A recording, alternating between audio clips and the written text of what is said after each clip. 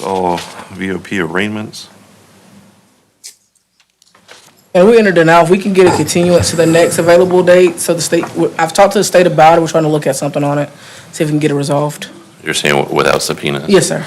The next miscellaneous I have is the 9th of July. That's 2 weeks. That's fine for me if the state can look at it by then. State will be fine with that, Your Honor. I thought we had another miscellaneous date next week, but it's July 2nd, which is now a Holiday. part of the 5-day Yes, state sir. holiday. Is the court closing for that too? I don't have a docket. I'm sure I'll be doing work that day, just like every Right. Just like holiday and Saturday and Sunday and everything else, but I don't think we have anything on any docket, other than potentially pretrial detentions, because it's a Thursday. But I'm not, I'm not sure if we're treating it as it's of a holiday yet, so it wouldn't do that. I haven't talked to any of my colleagues about that yet, so. But back to Mr. Tarver. We can put it on July 9th at 9 o'clock without sir. subpoenas, just to see if y'all can get that resolved. Yes, sir. Thank you. And I have one more where they're in the process of bringing them over. Okay, is that Barkley? Yes, sir. Okay, just, when they get them over, just flag me down. All right, Mr. Williams?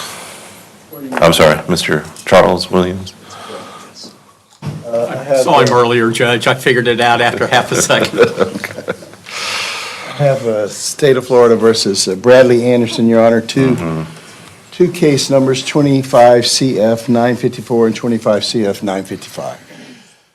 As you'll recall, Your Honor, back, I guess, the first part of June, 2nd or the 3rd, I believe, you orally appointed me in court, Vice Mr. Kleins, who had previously been representing Mr. Anderson.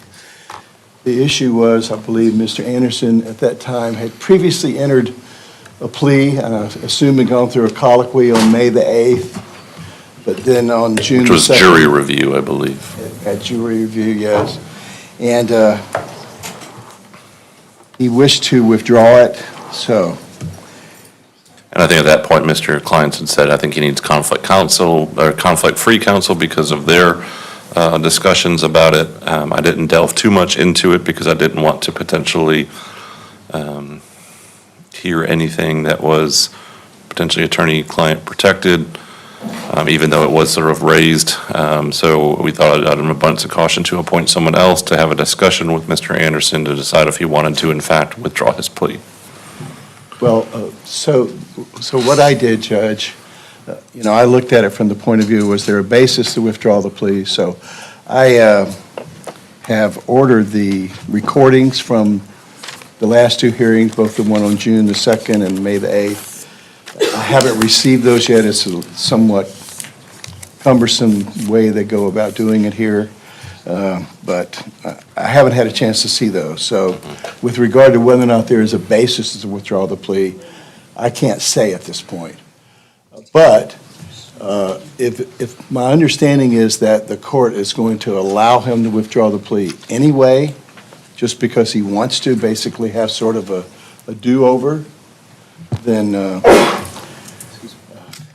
court will allow that. Well, I think the issue, part of it was making sure that Mr. Anderson knows the potential consequences, not that is what's going to happen, but what could happen. As I believe, I don't have the numbers in front of me, I think the plea was for The 15.9 months. 15.9 months in the Department of Corrections, and just to advise him that if he withdrew it and that plea offer is no longer on the table, I think the state announced that, since obviously if you're withdrawing your plea, you no longer want it, then it'd be for him to either set the case for trial or plead straight up. If he were to withdraw it, his exposure would be, by my calculations, 25 years. So, because there's a second-degree felony and 2 third-degree felonies involved. So, Well, yeah. hold on, I think there's the fleeing to elude, which you're referring to as the second-degree felony, then there's no valid driver's license. I think that's just a misdemeanor. Okay, that's right. And then there's the drug possession, Yeah, so it would be so 15 and 5 and 20 60 days. 21 or so. Yeah. 20 years, 60 days.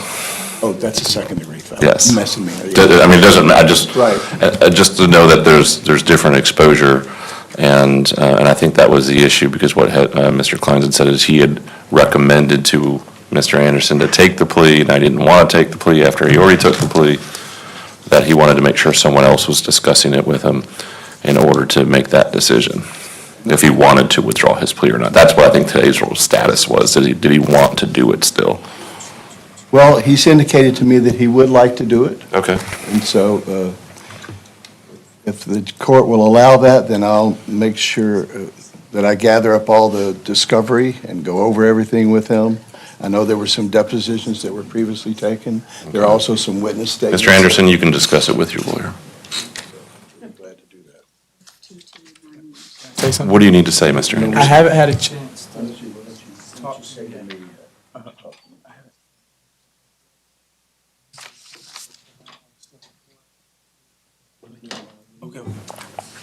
That's fine, Judge. Okay.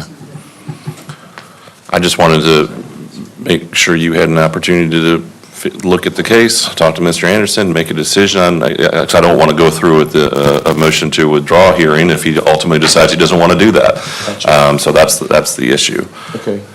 Well, then, Judge, and there was a week or so I wasn't aware that I'd even been appointed, so I'm a little lag in getting the discovery, so I apologize for that. Oh, I understand. It's a process. But if you'll allow us to get on the next, I guess, you want to put it back on a pretrial docket? And then, Well, because it's in the situation it's in at this point, position or posture, I guess is the best way to say that, the posture it's in right now, I'd rather keep it on a miscellaneous date, because as of right now, he still has pled. That hasn't been withdrawn. I don't think it's just pretrial dockets, as you know, you've been to both of them this week, right? They're very large and time-consuming, so. I believe the next one you said is on July the 9th. I can do July 9th or July 30th would be the one after that. July, And just to make sure you understand, Mr. Williams, when we came in for sentencing, he initially asked to continue the sentencing because of a personal reason. And then when I said I wasn't going to do that, that's when he asked to withdraw his plea. I have that background. Thank you, Your Honor. Okay. I'm comfortable with the 9th. That'll give us plenty of time to get together. And I've explained to him, even though my office is in Panama City, I will come over here to talk to him, and we also have Zoom available and that sort of thing. Perfect. So I think that'll give us plenty of time. All right, then we'll see you all back on July 9th at 9 o'clock, hopefully with a determination if he wants to go forward with the motion to withdraw his plea. Correct. All right, thank you. Thank you, Your Your Honor. Honor, if I may, just to verify, that will be just the decision, it won't be... That's kind of a status as to what he wants to do. That won't be the actual hearing on it. Thank I you. mean, unless for some reason y'all get to talking and decide, let's have the hearing that day, then just make sure you do a notice of that hearing as to how it's going to be different than what we've just talked about. I don't mind doing it that day, but I understand the state doesn't want to prepare for something that's not going to happen, potentially. I'll Yeah, we'll be in stay in touch. close All right, contact with Mr. perfect. Seek. Thank you, Mr. Williams. Is that all you have? That's all I have, Your Honor. All right, Thank thank very you. much. Prior to Mr. Williams leaving, do you want to call Ms. Rolandi? Because I believe Ms. Sure, in fact, well, did they leave again? There she is. Yes. I saw Mr. Rolandi go up. It's hard to track everybody all at once. Ms. Rivers, I think I saw that. New name.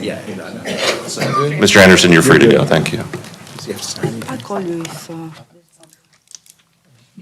So, Your Honor, this is Ms. Rolandi. She is on today's docket for sentencing.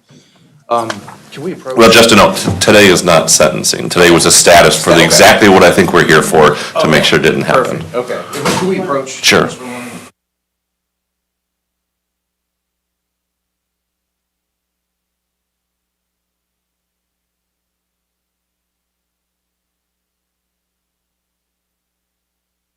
Crestview Coney Island's burgers and hot dogs has permeated the downtown area. If you have not experienced the unique flavor of Crestview's Coney Island's burgers and hot dogs, then I encourage you to join us for lunch. Monday through Thursday from 10 a.m. till 3 p.m., Friday from 10 a.m. till 4 p.m., and Saturday from 10 a.m. till 2 p.m. We're located in historic downtown Crestview at 107 North Main Street. Call 850-683-1045.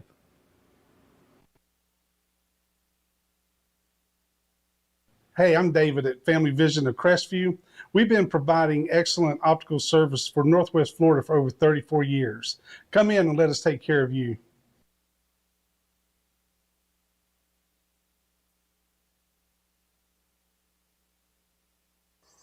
Man, I got this. Let's roll. Fight fire with fire. Take one. Have you been injured in an accident and need righteous representation? Call us, because we fight fire. Fire. Damn thing ain't working. Whoa! Not cool, bro. I'm Attorney Coy Browning. Personal injury is no joke. Just ask him. Injured? Take a rest. Okay. Mr. Rolani, we're just trying to figure out the kind of, I guess I'll use the word posture again, of where we're at and who's going to be representing you. So at the end of the trial, I asked both you and your husband if you wanted lawyers now that the case was over and we were going to be pending sentencing. I had to appoint the public defender's office to both of you because that's the proper procedure. I think Ms. Rivers from the public defender's office is currently out in the hallway talking to your husband. But she moved to withdraw from your case because she can't represent you both potentially because of the conflict. So the regional office of conflict, Mr. Kleins, has filed a motion certifying there is a conflict. I don't delve into that potential conflict. And then so you go to a private lawyer. I think you're familiar with this because it's how it worked before. The next person on the list would have been Jason Cobb, who represented you previously. Now, I know you ended up representing yourself, but what I could basically offer you at this point, which is not something I would normally do, is would you like me to reappoint Mr. Cobb to your case to go forward with sentencing, or I can appoint someone else? I would prefer somebody else. Okay, and because there was kind of a quasi-Nelson Ferretta hearing all at once when that happened, so that's why instead of appointing him and then there end up being the same concerns you had in the last part of the case, I didn't want to end up doing that again. So what I'm going to do is I'm going to grant the Regional Office of Conflict Counsel's motion to withdraw and appoint Mr. Williams, Charles Williams, who's one of the lawyers who takes these cases. That's why Mr. Klein said, hold up, why don't we handle this really quickly before he leaves? Because we knew, I think Mr. Klein's predicted this could be what would happen. All right. We'll get the court in order today. I've got an order, I just have to change the name. Okay, well then, perfect. But it looks like it just came in on the 23rd, and frankly, I've been sitting in this chair literally all week.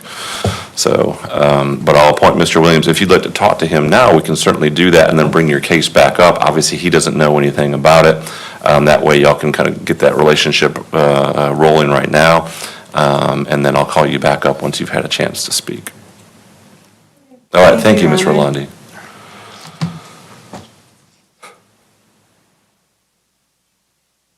All right, Mr. Nopes.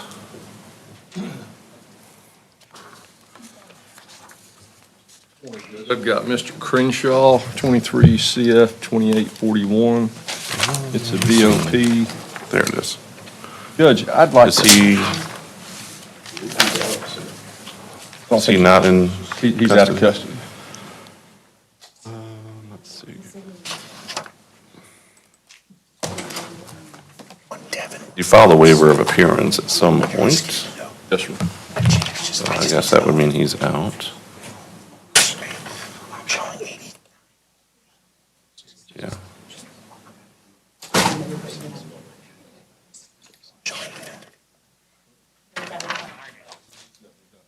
Well, as far as I know, he's not in any jail, but you never know.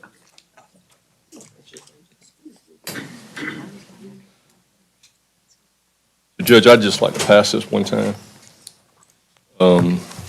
He's got a pending case in Santa Rosa County for excessive speed that we have handled and gotten. It is currently set for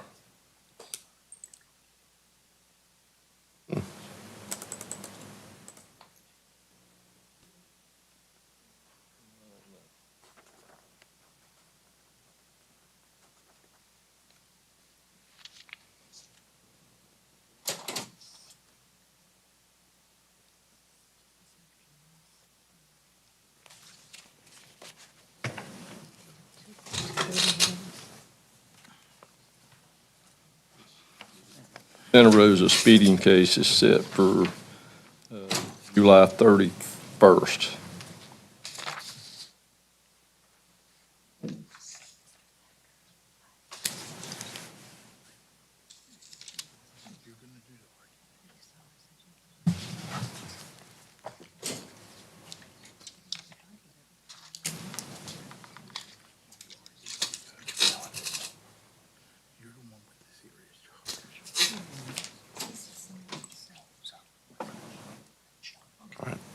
What day would you like to put it on, Mr.? Nope. Sorry, I'm just trying to figure it. It's very strange. I can't find where there was the VOP warrant in the clerk file, but he was arrested on it. Then it said no bond, but then he got a bond at first appearance anyway. Look, stranger things, I guess, happened, but I was shocked because he had been locked up in Santa Rosa County, and then he finally got transferred, and then he comes here and they release him at first appearance. Because I can't even see where the warrant was. I've got, Oh, this is what I think it is. So he was on probation, so it's a warrantless VOP arrest because of his new arrest in Santa Rosa. That's why there's not a warrant. Something in the first appearance paperwork seemed to indicate there was a warrant with no bond, but I don't think there ever was. All right, well, when did you say the case was in Santa Rosa? Judge, it's set for July 31st at 8:30. Okay. And it's a excessive speed case. Okay, but criminal? Right. Under the new statute. Yes. So what date, I've got, you probably don't want the 9th and maybe even the 30th, since it's the day before. I'm not sure if that's going to help. Judge, I'd really like to settle this case up once I know what happens over there. That's probably the best way to do it. Oops, let me get my calendar here so I can tell you what's next. I've got August 6th, so that would be the week after you have the case in Santa Rosa.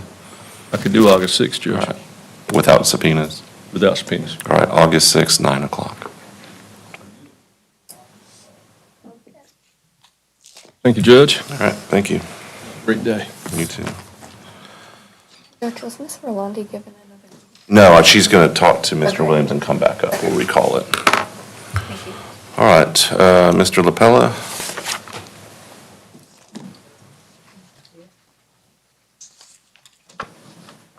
You've got, I think you pronounce it Holguin, I think. Holguin. Okay. I just know, I know someone who has that same last name and pronounces it differently. That's why I asked. All right, so this is the early termination issue. Is the state still objecting to that? No, this was actually Ms. Barrickman's case originally. I believe it's since we've had almost a year passed since then with no incidents, the state's not objecting. Okay. I just said it for a status hearing because I don't think I'm going to go ahead and grant the motion at this point, Mr. LaPella. We're good. Thank you, Ryan. We went back and we reviewed it, and given the time that's I think he's got at least 3/4 completed. I think it's about that, yeah. Very good. Thank you, Judge, and I'll get an order to the court on that. Need to, or is it? It might be better just to make sure, but the clerk's minutes will reflect that I've granted the motion for early termination of his probation. Excellent, thank you. And I reviewed that all yesterday again, so. All right.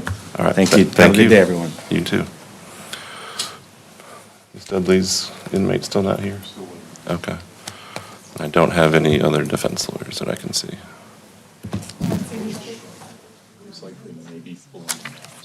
Okay. We don't have anybody without counsel, do we? I don't think so. I don't have anyone on Zoom, so.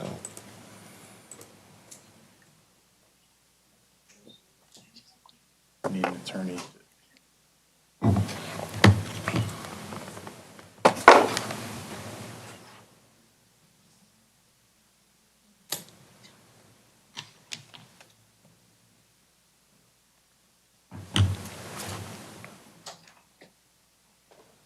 Melody's going to look.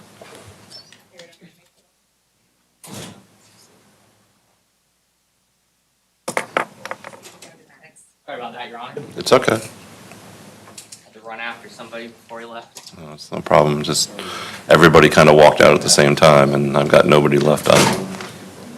I've got no one to my right. Yes, Your Honor. Do you want me to call out of custody first? Sure, that's fine, or,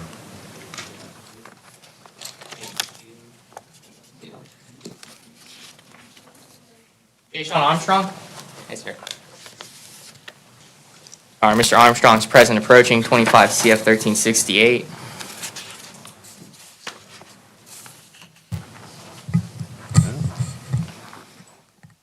so VOP, Yes, Your Honor. It's more of not really a status because he's still facing the VOP, but he's continued to make progress on what we had discussed.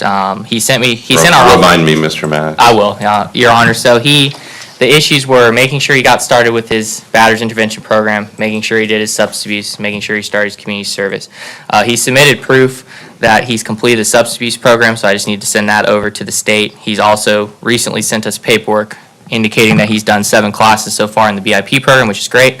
And I just received that paperwork, not to his fault. It went to the wrong office, so they sent it over to me yesterday, and I didn't get a chance to review it. I'll send that over to the state as well. He's started minimally on the community service. He's still working towards that, but he has done 4 hours, he said. I just need the paperwork on that. So I'm going to send that all over to the state and let them make a decision as to whether they still want to pursue the VOP with that information. If they do, then we'll try and work it out, I'm sure. If they do not, then obviously I'll make the court aware of that. All right, so what would you like to put it on? Could we put it on 7:30, Your Honor, without subpoenas? Any issues from the state on that one? No, Your Honor. All right.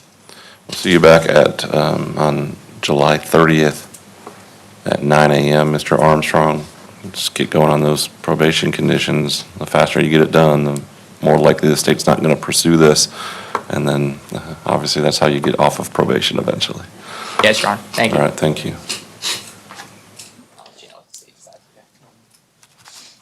Shannon Gallardo?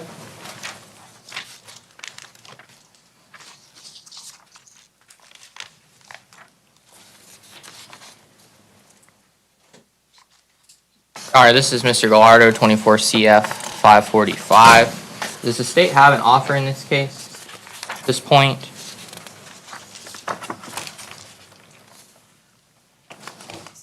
Not at this point, I don't. Okay, then, Your Honor, I would ask for 7:30 without subpoenas to see if we can get an offer and at least give it to Mr. Gallardo for consideration.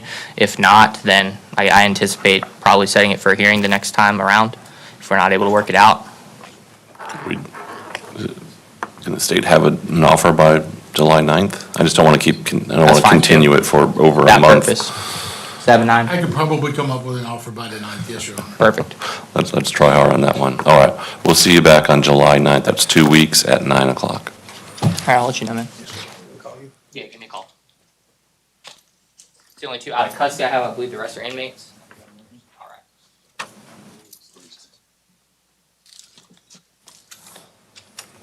One is Belinsky.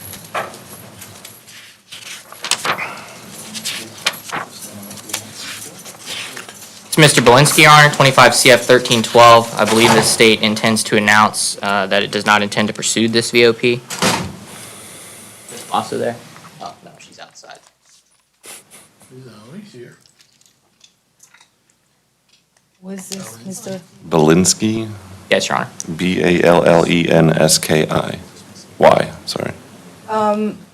I can inquire with Miss Bosa because she didn't tell me about that. Okay, we'll recall Mr. Belinsky. Thank you, sorry about that. That's No, okay. it's all right. I don't expect. I'm assuming if it ends up being a dismissal, he's not going to complain that it took a few more minutes. All right, Mr. Belinsky. All right, Nice to meet let's you here. She's recall outside. Mr. Belinsky once his prosecutor gets back. Thanks. Bell? Mr. Bell, Gil Bell? Bell? We just added that one yesterday, right? We did, Your Honor. This is for the motion to compel filed by the state for the DNA evidence. Or a DNA sample, It's on the rather. new paper docket, but it's not showing up in my system yet for today.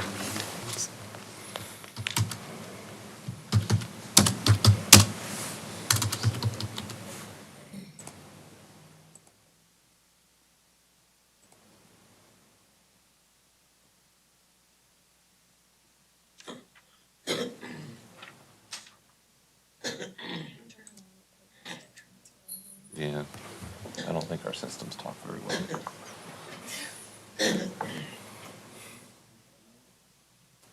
But other times it seems to be almost instant. Like there were things that were filed yesterday morning that were already showing up. Yesterday morning. An order for everything in it. Which is when we switched it now that when I sign something, it automatically e-files. That's the fastest thing. All right, sorry about that, Mr. Maddox. Go ahead. Who's this? Yes, Your Honor, this is Mr. Gil Bell. Okay. We're here on the state's motion to compel a DNA sample. Okay. Do y'all object? I do. Okay. State? I would like to hear the grounds for the objection. Certainly. So, Your Honor, I'm objecting.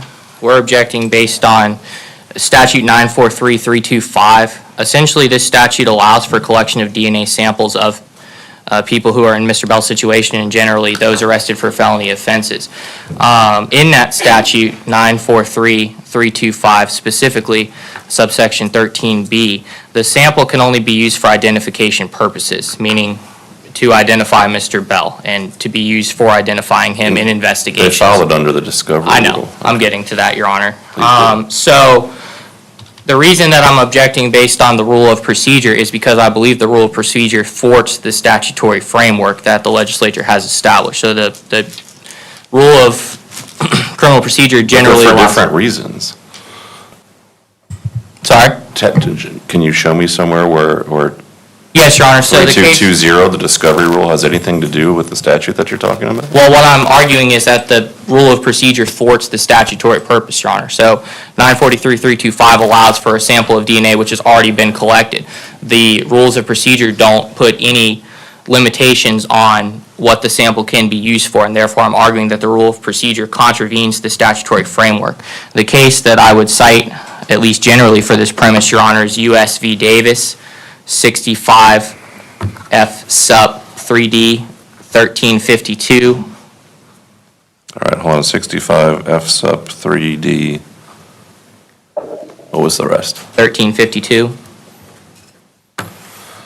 And Your Honor, in that case, the court essentially held that while the statute was constitutional, the reason that the defendant's Fourth Amendment rights were violated there and that the statutory purpose was thwarted was because they were trying to directly compare DNA evidence to a DNA sample to evidence that was in the case. So they were trying to directly link the evidence that was collected to the DNA sample. And the court held in that case that under the statute, they couldn't do that. And also the DNA sample was just generally collected warrantlessly. So while the rule of procedure is not directly addressed in that case and is not directly addressed in the statute, I'm arguing that the rule of procedure itself contravenes the statutory purpose, which already allows for collection of a DNA sample by the state for identification purposes, but identification purposes only.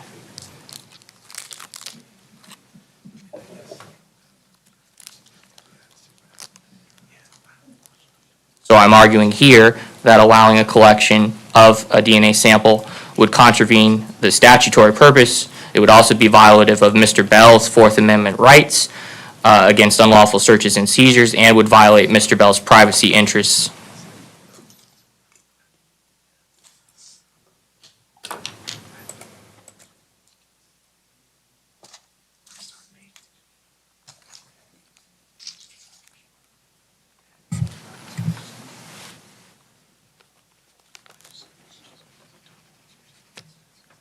Mr. Maddox, I'm sorry, I was just able to log into Westlaw. Can you give me the citation, please? 65 F sup 3D 1352.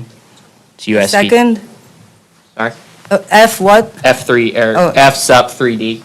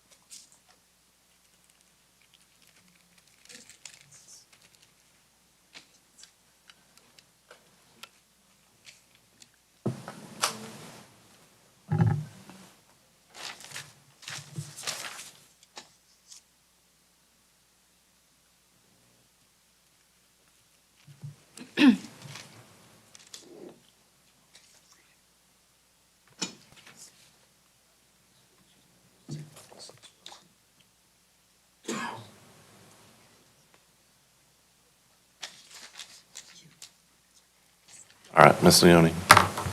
You know, first I believe, Have you argued this before, Mr. Maddox? Because I've read this case because it's highlighted in my Westlaw, so I've clearly read it before. I have not, so- Your Honor. Okay. One of your colleagues must have at some point, because I've read it and highlighted everything that's in here about this particular issue. So I had to go through a lot of it. It's about Terry stops and things like that, so. Yeah, I'm sorry about that, but no problem. No problem, go ahead. you know, first I believe that this case is not on point and is not, well, we are seeking the DNA in this case for identification purposes only under the rules of discovery. It's a minimal intrusion, and we have already collected DNA from the items, and now the FDLE needs the defendant's buccal swabs for identification of that DNA found on the items of evidence. All right. Mr. Maddox, do you want to make any argument about 3.220? I think they're completely different. You're arguing kind of apples and oranges here. Well, my argument, the case does not directly address the rules of criminal procedure. Because that's not the reason it was, the DNA was taken. They're completely different issues, but go ahead. I'll let you make your argument. Again, I'm simply arguing that the rule of criminal procedure contravenes the statutory purpose. The statute already allows for taking of a sample for identification purposes and is limited to identification purposes only. I'm essentially arguing, one, that convenes the statutory framework, and two, to allow the DNA sample to be taken via a motion to compel, without abiding by that statutory framework would violate Mr. Bell's Fourth Amendment rights, would be an unlawful search, would violate Mr. Bell's privacy interests that are defined elsewhere. And so I don't think that a rule of procedure should be able to override a statutory framework which has already said when you can take DNA and how it can be used. And that's the point, Mr. Maddox. U.S. versus Davis found that what was done was unconstitutional pursuant to the Fourth Amendment because they used 943.325 to get his DNA as they do when people are arrested, but then were using the DNA to find out if his DNA was on the firearm that was found. So they bypassed the discovery issue. That's where it became the unconstitutional part. 3.220C1G after the filing of charging document and subject to constitutional limitations, the court may require the defendant to permit the taking of samples of the defendant's blood, hair, or other materials of the defendant's body that involves no unreasonable intrusion thereof. In fact, U.S. versus Davis talks about the Maryland statute that's very similar to the Florida statute that went up and it was found to be constitutional because it's minimally invasive. Forgive me if I misunderstood, Your Honor. The state here is seeking to do exactly what was done in U.S. v. Davis. They're seeking The to take... state prosecution is, not what law enforcement's doing. That's the difference. Law enforcement used one statute to take DNA and then used that DNA for something in violation of that statute. The state hasn't done that here. They're asking under the discovery rule to do it. I understand your argument, Mr. Maddox. I just disagree with it. Motion is granted. Court's rulings understood. We object, of course, I'll provide an but- order to the. Please do. Thank you. Thank you, Mr. Bell. Thank you, Your Honor. Also, we'll go back to Walensky. Walensky? Oh, Ms. Basso is here.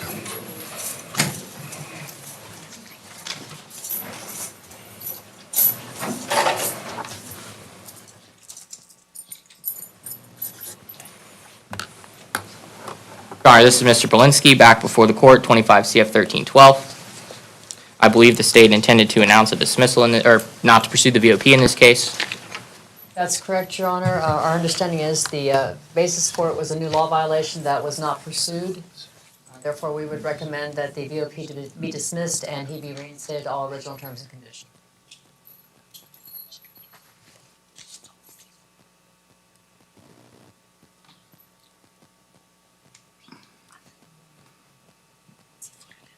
That was in Escambia County?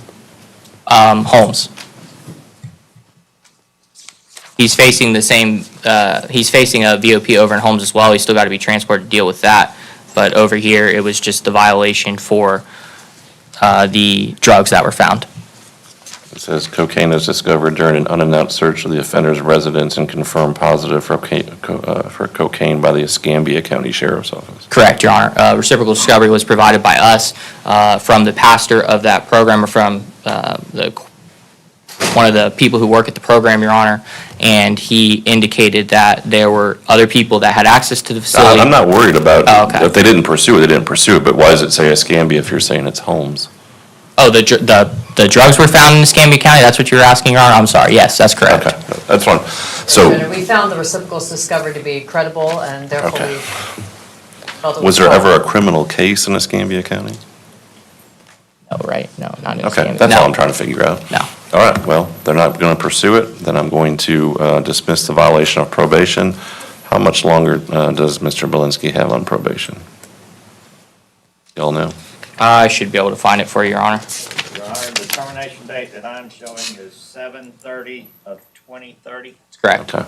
Just want to make sure Mr. Belinsky hears that and knows he's still on probation even though the VOP's been dismissed. There's sometimes confusion about that. Yes, Your Honor. And if he has to have a GPS monitor, originally, of course, he'd have one now and can't be released until the GPS is hooked up. Okay. Do y'all need to talk to him before he leaves today? Okay, Mr. Belinsky, if you'll talk to probation just so they can give you some instruction for when you're released. Thank you, Your Honor. But as stated, GPS monitor, if required, will have to be attached before he's released. Yes, Your Honor. Thank you, Mr. Maddox.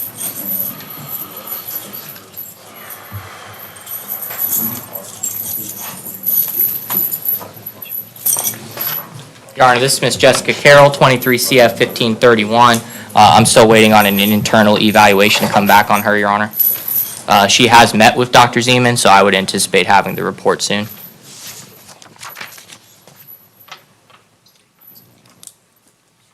What would you like to put it on? We put it on 7:30 without, Your Honor. All right, 7:30, that's July 30th without subpoenas. Thank you. Obviously, if something comes in earlier, you can move it up. Yes, Your Honor, I will.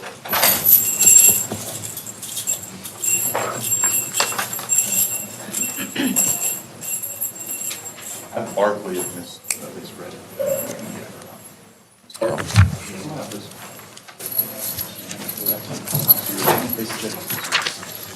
This is Del Marcus Barkley in 24 CF 172 and 26 CF 961. If I have him sign this, we have a plea agreement. Okay. Did you say there's more than one case? He has a new case as well. I don't think it's on the docket yet. Gotcha. I apologize. No, it's fine. I just want to make sure I'm looking at everything. And that is 26 CF 961, Your Honor. I'm pulling it up, thank you.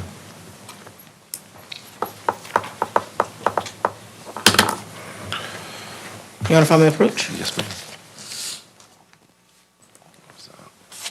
Thank you.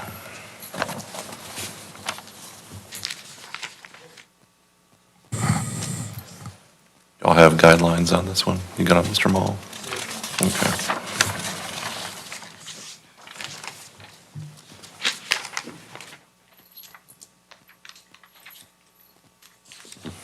Come on up. Thank you, sir. Have you had a chance to see the guidelines?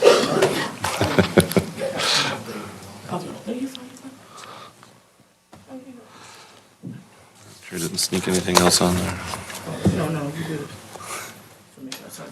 No problem. Thank you. Thank you, Ms. Dudley.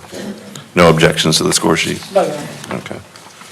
And he scores 27 points, so this would be a guideline sentence. All right, Mr. Barkley, can you raise your right hand? Do you swear or affirm the testimony about to give us the truth, the whole truth, and nothing but the truth? Yes, sir. All right, can you state your full name and date of birth, please? Marcus Richard Barkley, 61183. All right, and Mr. Barkley, you're here in 24 CF 172 for a violation of probation. You also have 26 CF 961 where you're charged with 2 counts of possession of a controlled substance. Each is a third-degree felony punishable by up to 5 years in state prison. I have a plea and sentencing agreement between you and the state that calls for you to admit your violation of probation. It'd be an adjudication of guilt, $100 cost of prosecution, 30 days county jail with credit for time served, and then to reinstate your probation to complete your original requirements. And then in 26 CF 961, you'd be entering a no contest plea to both counts. That's an adjudication of guilt, so that's 2 felony convictions, 615 court costs, 2 years of probation to do a substance abuse evaluation, and any recommended treatment with random urinalysis for the detection of any sort of controlled substance that you shouldn't be taking. And the cases and counts will run concurrently. Is that your understanding of the agreement? Yes, sir. All right, is that what you want to do here today? Sir. Did you have enough time to go over this agreement with your lawyer? Yes, sir. And did you understand and sign the agreement? Sir. And are you satisfied with your lawyer's representation and advice in this case? Sir. Okay, are you currently under the influence of any alcohol, drugs, or controlled substances? Are you currently suffering from any mental health issues? Sir. Has anyone forced, pressured, or threatened you in any way to enter this plea? Sir. Has anyone promised you anything other than the terms of the agreement I just read to you? And do you understand that on the VOP, if you admit your violation, that there won't be an evidentiary hearing where the state would have to prove how you violated your probation? And do you understand on the new case, if you enter a plea, there won't be a trial of any kind? And do you understand you're giving up your trial rights, which are listed on page 2 of the agreement that you stated you understood and signed? And do you understand you're waiving all potential defenses you have in these cases? And do you understand if you're not a U.S. citizen, this could lead to your deportation or exclusion from the country? All right, and what is your plea on the violation of probation in 24 CF 172? Are you admitting or denying your violation? Admitting. Okay, I'll accept your admission as freely, voluntarily, knowingly given. And 26 CF 961, what is your plea to the 2 counts of possession of a controlled substance? No contest. I'll accept your no contest plea as freely, voluntarily, knowingly given as well. On the violation of probation case 24 CF 172, I'm going to adjudicate you guilty, $100 cost of prosecution, 30 days county jail, credit for time served, reinstate your probation and complete your original terms. So obviously anything that you've already done, you'll get credit for that, but you got to finish up everything you hadn't finished yet. In 26 CF 961, I'm I'm going to adjudicate you guilty on both counts, 615 court costs, 2 years probation, substance abuse evaluation, any recommended treatment, random urinalysis. Those probation periods will run concurrently. I'm not sure how much time you have left on probation on the first one, but that one may end before the other one does. Yeah, we did discuss that, Your Honor. Okay, and I'm getting a head nod from probation as well. So, Mr. Barkley, I'm going to have you go speak with probation. Once you're done with them, they're sitting behind you. Come up and be fingerprinted on for the new case, and then you have 30 days to appeal the judgment and sentence of the court. As I previously said, this is a guideline sentence as he scored 27 points. All right, thank you, Mr. Barkley. Good luck. Your Honor, I believe that's all I have this morning. Thank you, Ms. Dudley. Have a good day. Y'all want to take your out-of-custody people? Judge, I can try to. I'm not sure I have accurate information on all of them. There were some added since the last time I went through. Well, let's just see who we can get on their way. Or Mr. Rivers, once he's done, you can certainly handle yours, and then we'll get back to the inmates. Kwame Lee.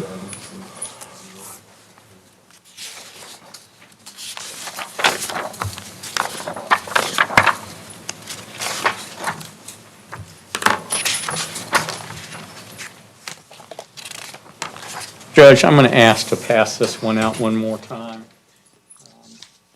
I don't know that I've got an offer on it yet, and I certainly haven't had a chance to go over it with him. Was there an offer given by the state? Sure.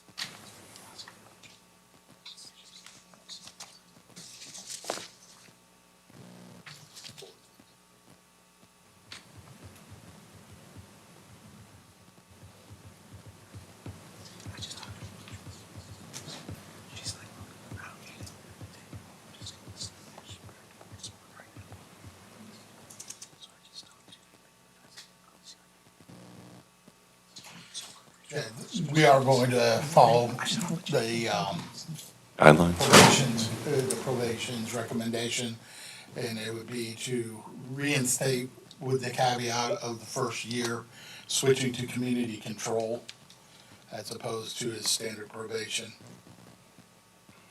Are you wanting to do that as just a modification, where you don't have to do a score sheet? No, I'll file a score sheet onto it. Okay. Y'all want to talk about that today and see if we Yes, can sir. resolve it? I'll take him outside and talk with him about it, see if Okay. that's what he wants to do. All right. Mr. Lee, we'll call you back up. Mr. Williams is going to talk to you about if you want to take that deal, since it involves no incarceration. Judge, I believe everybody else that I have is in lockup. Okay. Mr. Kleins, you jumped up? If I can call Benny Woodby real quick. Sure. The reason why.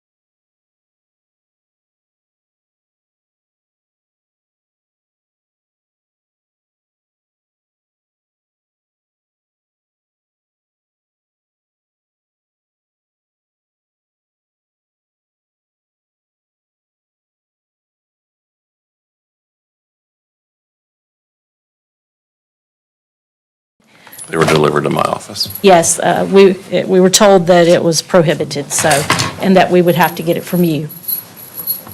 And I have them. We would like a copy. DOC have an issue with that? We don't have an issue with it, Your Honor. Okay, I mean, I think defendants are allowed to see their pre-sentence investigation so they can determine if there's anything inaccurate in them. I've reviewed them already, I received them the other day, so I can give you your copy. Thank you. Just so you understand, Ms. Rivers, the whole point of today was to make sure there wasn't going to be some other conflict issues. Yes. Like Ms. Rolandi's case had, we want to make sure that y'all both had lawyers who didn't have an issue with handling the case, and then kind of set up a timeline as to when we can have the sentencing hearing based on them catching up to speed with everything. Yes, Your Honor. Okay. Any issues from the state? No, Your Honor. Okay. Let me see if I can find the right one.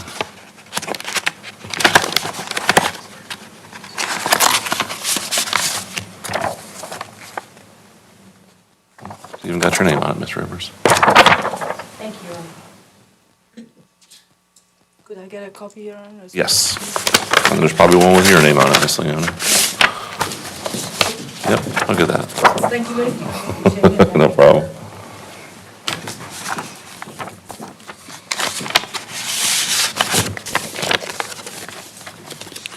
Your I Honor, guess in- two things I would suggest, Ms.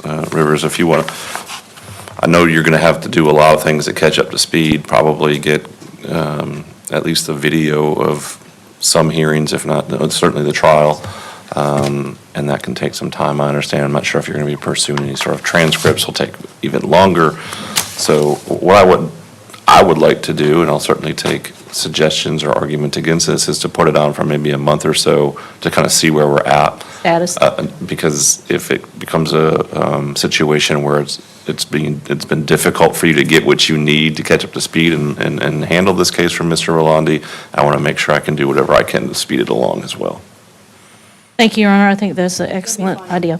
Okay, let's put it on 7:30 at 9 o'clock. I know in the past, the Rolandis, because this was originally a Fort Walton case and it was sent to me after a recusal, that the Rolandis, I believe, still live in the South End. If y'all want to appear by Zoom for purposes of that, because it's really just a status conference. He's asking if he could do the in-court waiver What do you mean? for the status date. Just not be here at all?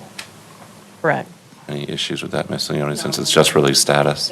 That's fine. I was just giving you the opportunity to appear by Zoom so you can participate or at least watch without having to come all the way up here again. All right, and I'll certainly do the same for Ms. Rolandi if she requires it. All right, anything else? All right, July 30th, 9 o'clock for status. Thank you. All right, thank you. We'll be in touch.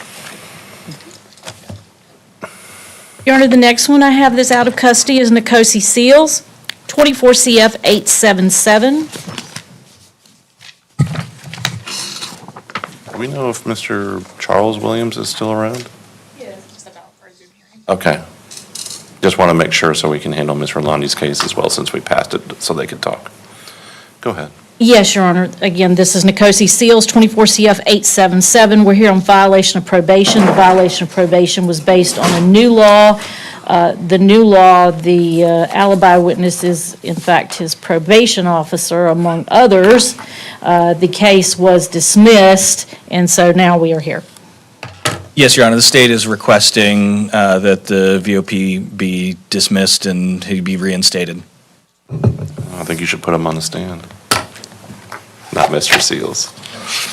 VOP's been dismissed, Mr. Seals.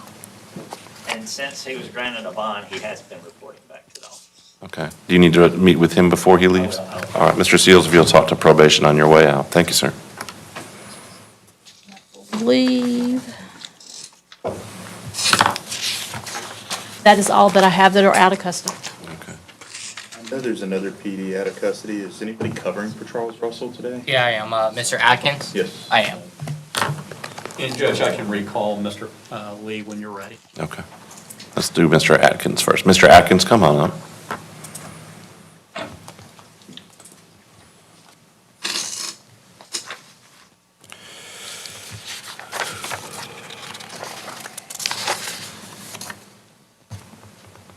right, go ahead, Mr. Maddox. Thank you, Your Honor. So this is Mr. Atkins before the court in 24 CF 1457. I'm covering for Mr. Russell today. First thing that we need to address, Your Honor, defense is fine stipulating to the newest report to determine competency for Mr. Which Atkins. report are you referring to? Dr. McDonald's, Your Honor. When did it come in? I believe it would have come in a few days ago, a couple weeks ago, perhaps. Is that the one from, okay, Dr. McDonald? Stated June 2nd, 2026. That sounds right, Your Honor, but let me double check here.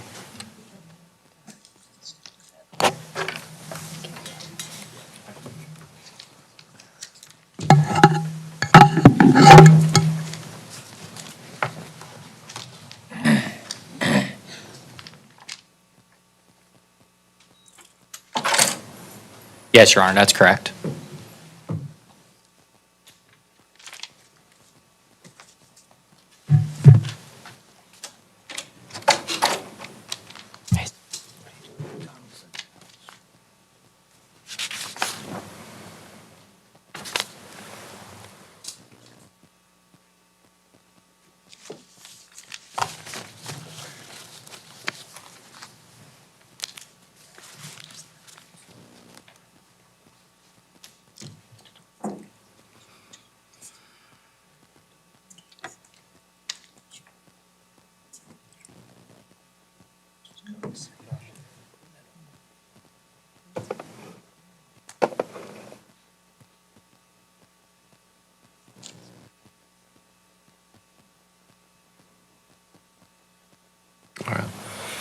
I've read it in the past, like I always tell you, I read them whenever they come in because I want to make sure I've had a chance to read them, but I often have to remind myself, especially after 3 weeks, exactly what it was. But I do recall the report by Dr. McDonald saying that he continues to be not competent to proceed, but the important part, which is she opines that he's not restorable. Yes, Your Honor, correct. All right.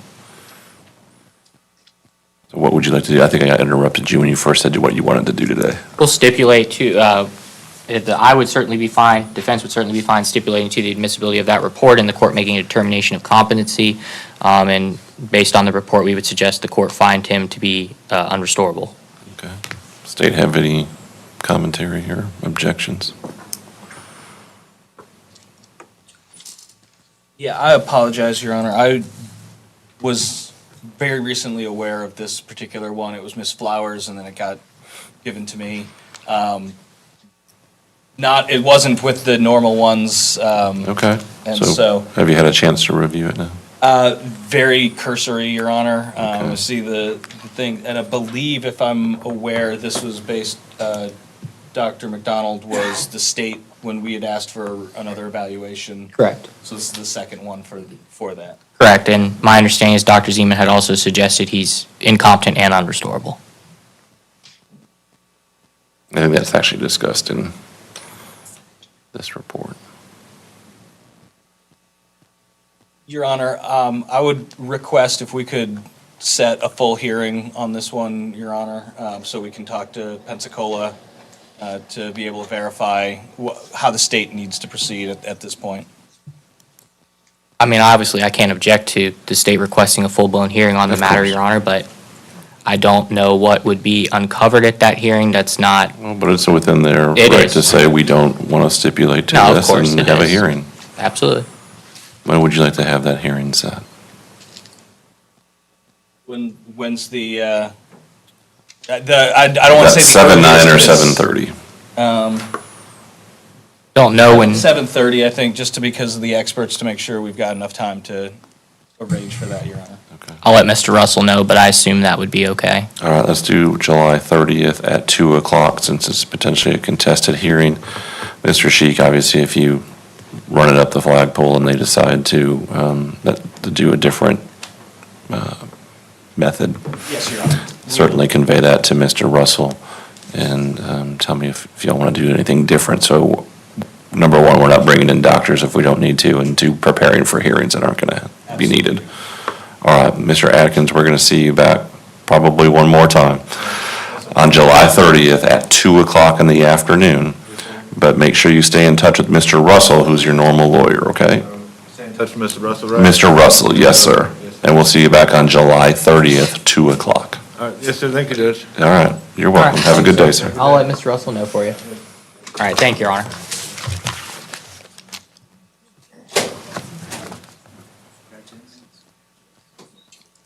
Let me get Mr. Lee.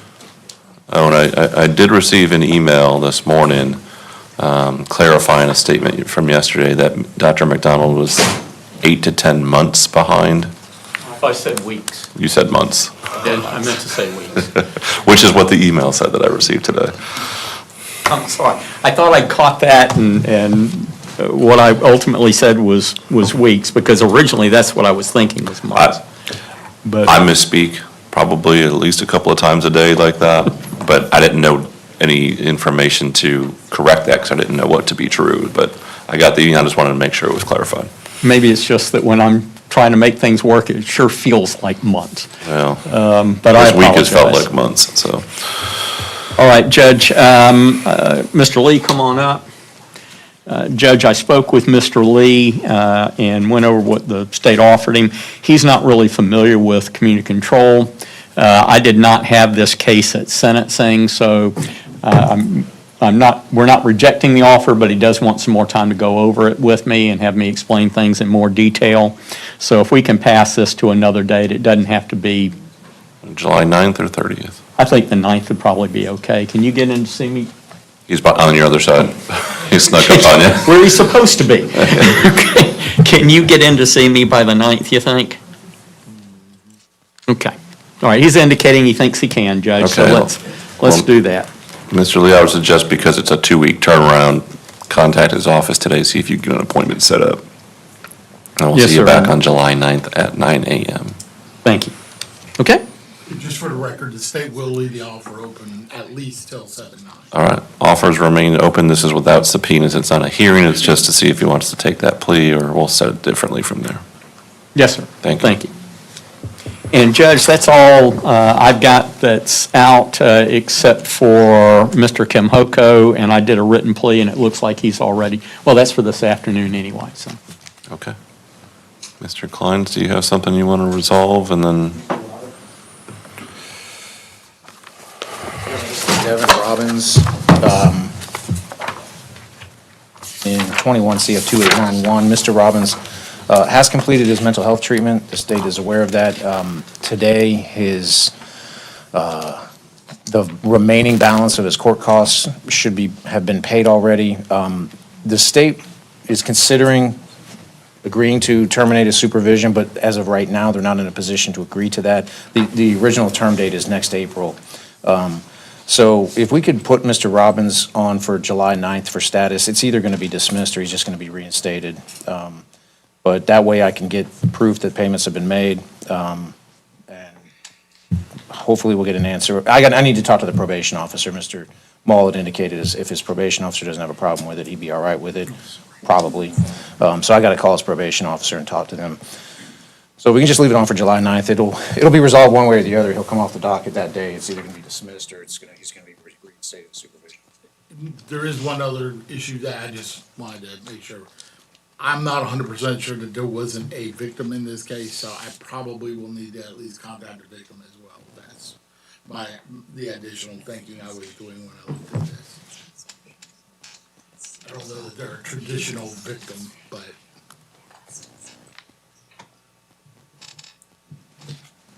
All right, we'll put it on July 9th at 9 o'clock. Okay, all right.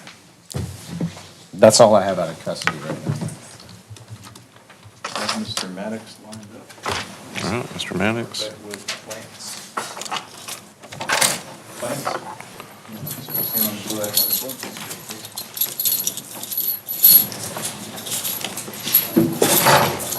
Morning, Your Honor. Hey, how you doing, sir? Your Honor, this is Mr. Clance, 24 CF 2514. I'm going to enter a denial today, Your Honor. I'd ask for 7:30 without subs.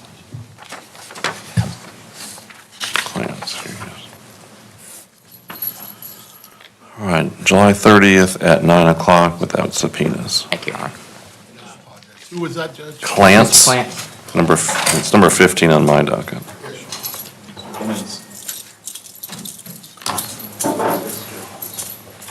He had withdrawn from this case, Your Honor.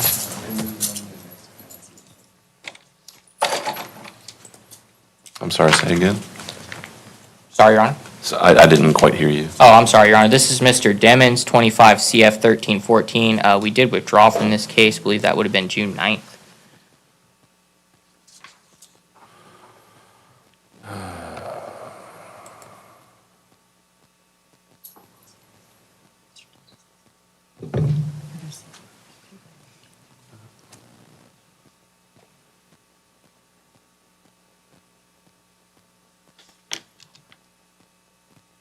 Strange. The order is in the file, but it's not in my inbox to sign. So I will sign it at this point. Sounds good, Your Honor. Thank you. All right, so I'll be appointing the Regional Office of Conflict Counsel, who's Mr. Kleins, who's talking to someone else right now. Mr. Kleins, when you get a chance, I hate to interrupt. Just so you know, I've just appointed your office to Mr. Demmons. Yes, I actually met with Mr. Demmons already on one of these cases. This is the VOP case? Yes, Is that sir. correct? We'll enter denial. In full candor, Mr. Demmons is looking at two very serious charges. If we could just tag the VOP to track along with the new law violations, I believe those are probably already set on the August 26th date. Probably going to be. I see them as August 24th, but obviously they should be the 26th. Correct, I'm sorry. No, I see on the docket. No, it's fine, I just want to make sure we get. Yes, if we can just put those on with the track along with the two new law violations. Okay. All right, so the VOP will go with the other two cases. Do you have those numbers? I can give them to you. Okay. 26 CF 969, 26 CF 971. Just make sure all three of them get to August 26th at 9 o'clock for a pretrial conference.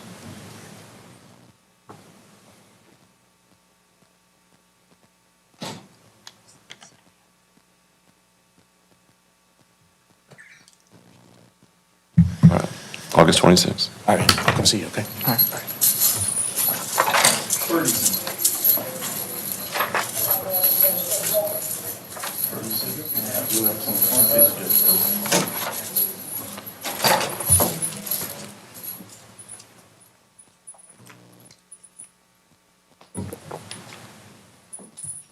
Your Honor, this is Mr. Ferguson, 23 CF 532 and 24 CF 736. Your Honor, I am asking for a continuance in this case. I'd ask for July 30th without subs. The reason is there's the basis for the violation is a misdemeanor battery, and I'm still waiting to see how that plays out. I think I'll have new information by then. All right, any issue with the state? No objection from the All state, right, ma'am. July 30th, 9 o'clock, no subpoenas. Amen. Ms. Fountain, come on out, please.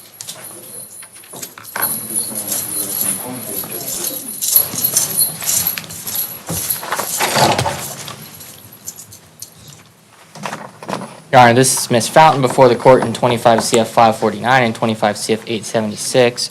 Mr. Mall, were we a yay or a nay on the counter?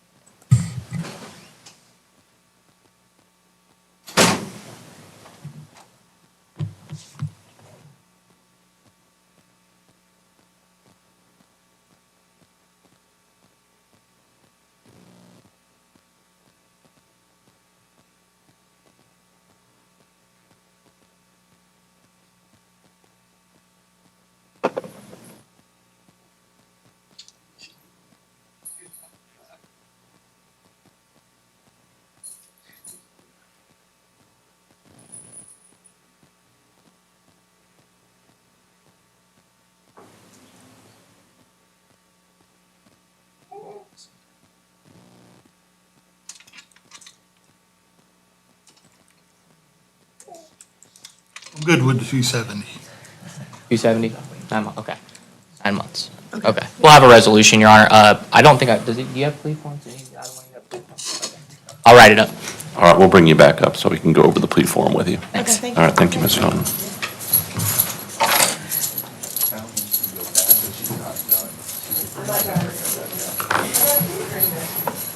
Fuentes. Good morning. Hey, good morning, Mr. Fuentes. Doing good. How you doing? Okay.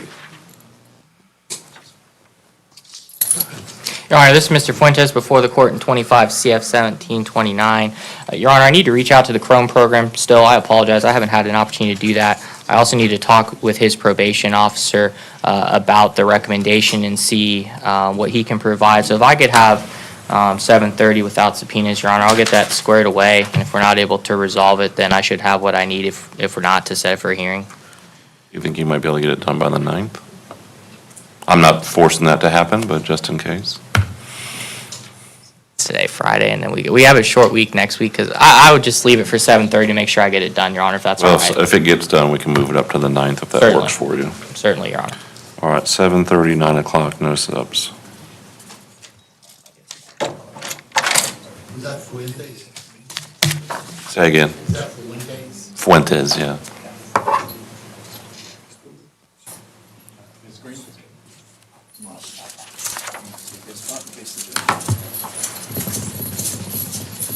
Thank you. Good day.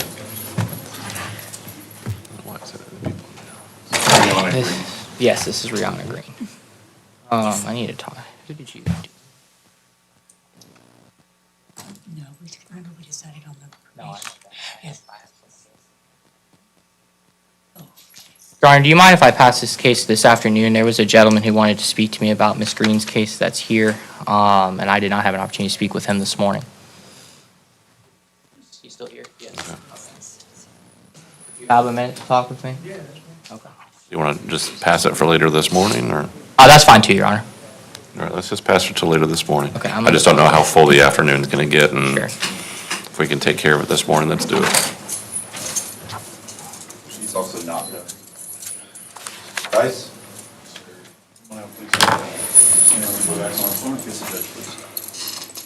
Hey, Mr. Geis. Good. Your Honor, this is Mr. Geis before the court in 24 CF 25. blue exit. Oh, Brad. You're good, sir. 2576.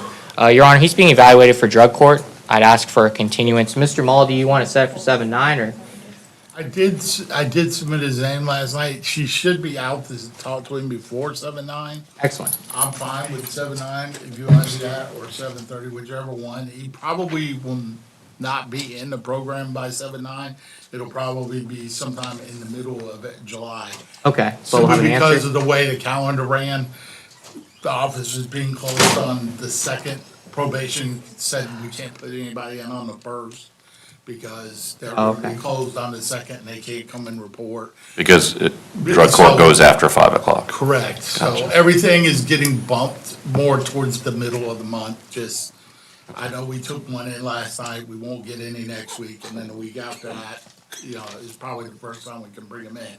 And I have 2 that are already approved, lined up and ready to go. I just don't have them. They're not in yet. They're not going to go in. Is drug court every week typically? Yes. Every Wednesday? Every Wednesday. And I am out of it, just not officially yet. I'm working with Ms. Garinger, putting her in the drug court. She went with me last night, so. From your office? Correct. It'll free me up for this court, so. Okay. Okay, so 7:30. Just to know, I wasn't complaining about it or anything, Mr. Ma. I wasn't aware if it was every week or every other week or how that worked. No, I didn't take it as everybody was complaining. It's just a lot of work doing this court. 7:30 without then is what we'd ask for, Your All Honor. right, we'll go July 30th, just because it sounds like you won't have a chance to get into the program earlier than the 7/9 date. To be frank, that'll be a backstop more than anything, because if we can get him in before that, we'll Yeah, pull he's- him off and he'll be gone by the 30th. Okay. All right.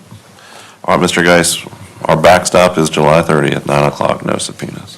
Thank you, Your Honor. Thank you, Your Honor. All right, Thank you, sounds Mr. good. See Geis. you, Good okay? luck. Yes, sir. All right, awesome, thanks. Thank you. Thank you, Your Honor. Lewis.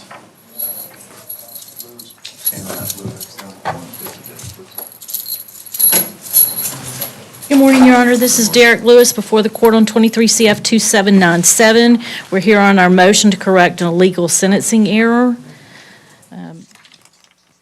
I've read the motion, I'm familiar with it. Does the state have a response to it? It's basically just the domestic violence multiplier that was added to the score sheet. Yeah, well, I am not sure why it shouldn't be applied, Your Honor. It was a crime committed in the presence of the children of the defendant and the victim. They were witnesses of it, and, The children, they're under 16. I'm sorry, Your And Honor? the children were under the age of 16. Yes, yes, that's what's required. Okay. Argument, Ms. Rivers, you want to do that now? I mean, I've read it, I'm familiar with the situation. Your Honor, I would only reiterate the argument that was made by counsel in the motion as to why it does not apply. Okay. Let me just pull up the statute again. I mean, is it mainly because it's not an enumerated charge in 741.28 paragraph 2? Yes, Your Honor, that was the primary reason. The other is, and I don't believe it was established, I could be wrong, but I don't remember that it was established that there was a 16-year-old present in the testimony at the hearing, and that is a requirement as well. Okay, well, I mean, I can go back and look, I don't have total recall off of it, but I thought they were present because they're the ones that were dealing with the aftermath of it and calling the authorities, were they not? Yes, Your Honor, and additionally, even if it wasn't mentioned on the record during sentencing, it was part of the probable cause and the stipulation of the factual basis for the plea.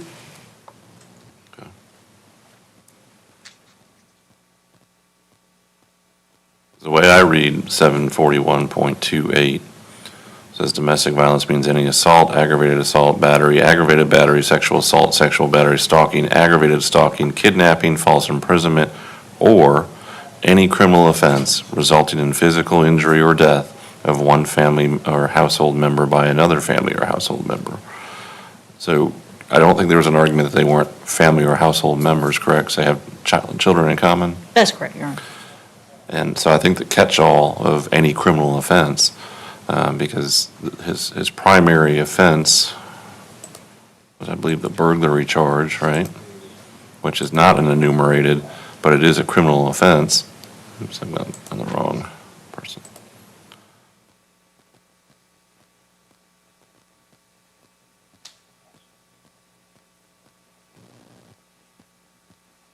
Burglary of a dwelling while armed, again, is not an enumerated offense, but it is an offense that led to the injury, or was, that included an injury.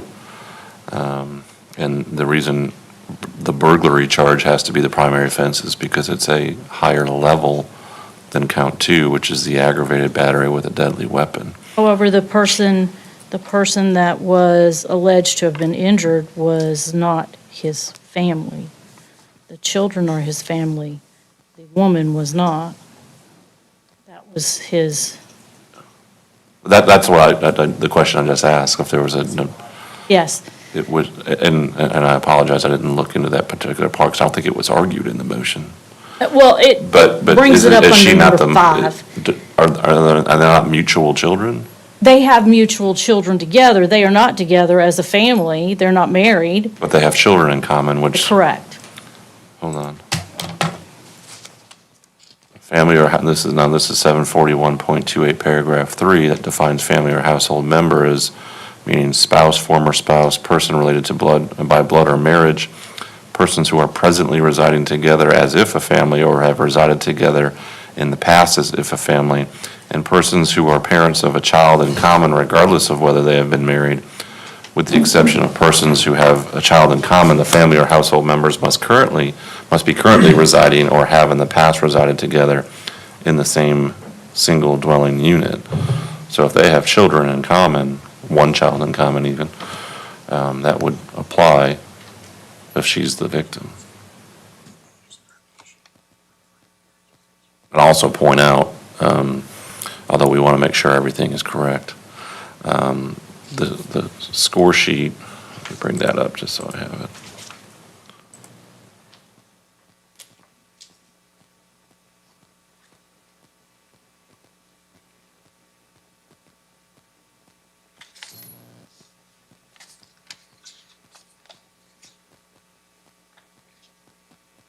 subtotal was 135 points.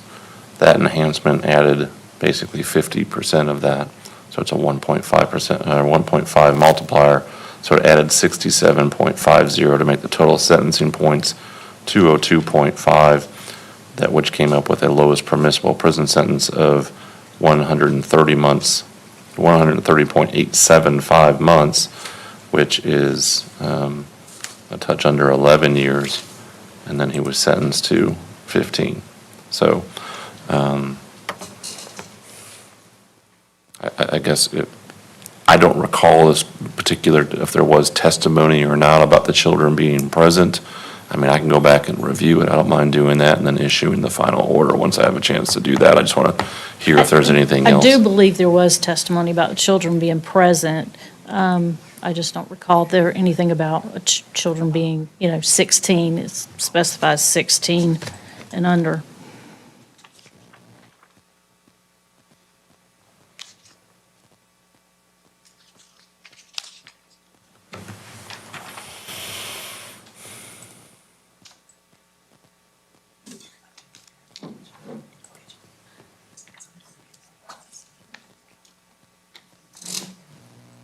Do you have any reason to believe if there was or was not, Ms. Leone? Was there any evidence or testimony they were 16 or under? I'll go back and listen to it. I just don't recall off the top of my head if that was discussed. I don't remember if the ages were stated, but again, Your Honor, he signed the plea agreement stipulating to the factual basis, the probable cause affidavit, and all the discovery shows that there were children and they were under 16 years of age. There was no factual Well, basis. there's a factual basis to the charge. Yes, there was nothing I stipulated. don't think that necessarily applies to the score sheet. I'll go back and listen. Now, was the issue of whether or not there was evidence of them being under 16, I don't recall that from the motion. Could have missed it. Only, Your Honor, that was cited, argument, under argument B, number 5, number 6, it talks about that. Okay. I'll go back and listen to it, and then we'll issue an order based on that. And I see that it talks about that whether or not, where it talks about the 3.704, paragraph 23, about which committed in the presence of a child under 16 years of age who is a family member as defined. I'll go back to look at that to see specifically if there was evidence that they were under 16, or if they're the family member of whom. I'm not sure if they have to be of the victim or the defendant, or either, both. I'll take a look at that and issue an order on the 3800 motion. When did you file that? 6/1, just to make sure I get it done. We'll calendar out to make sure it's filed before the end of July. All right, any other argument that y'all want to make, either side? Okay, I'll review it and we'll get you in order. Thank you.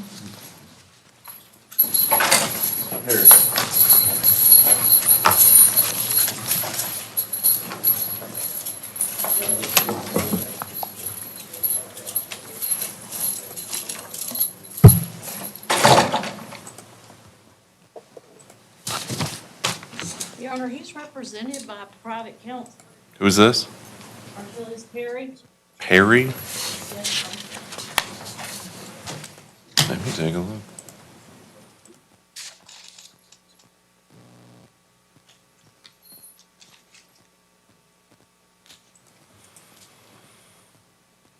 Are you represented by a private lawyer, Mr. Perry? Yes. Who's that? Michael Gilbert.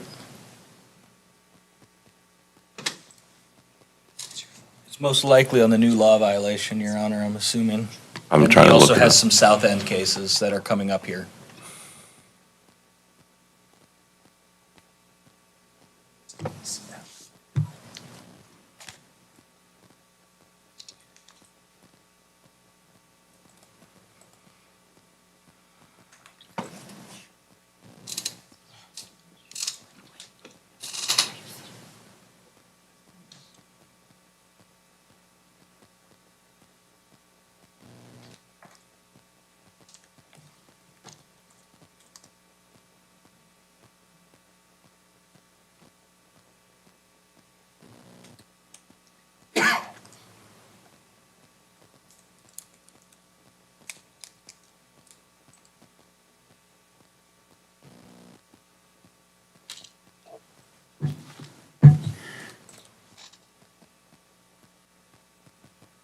Mr. Evers, I don't see where Mr. Gilbert ever put a notice of appearance in on this case. Mr. Perry, when y'all hired Mr. Gilbert, did y'all talk about him representing you on the VOP? And you were expecting him to do that? Okay. Why don't we just put this on the 9th and see if we can get Mr. Gilbert notice? Because he hasn't filed a notice of appearance on it, Ms. Rivers, so if he doesn't do that, I don't think I can do anything other than have you go forward with it until he does that. Because it's clear, as stated, the new law violations, Mr. Gilbert is on them.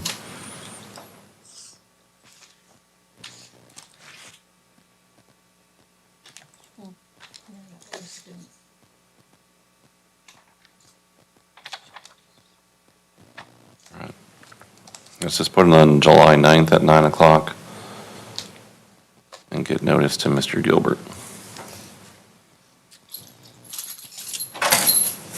Spinning.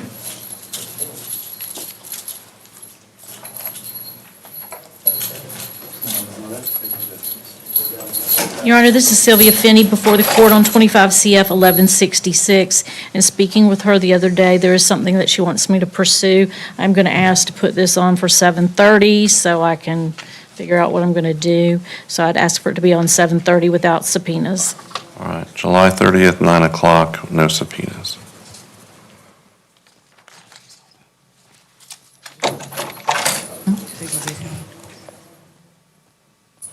Prettyman?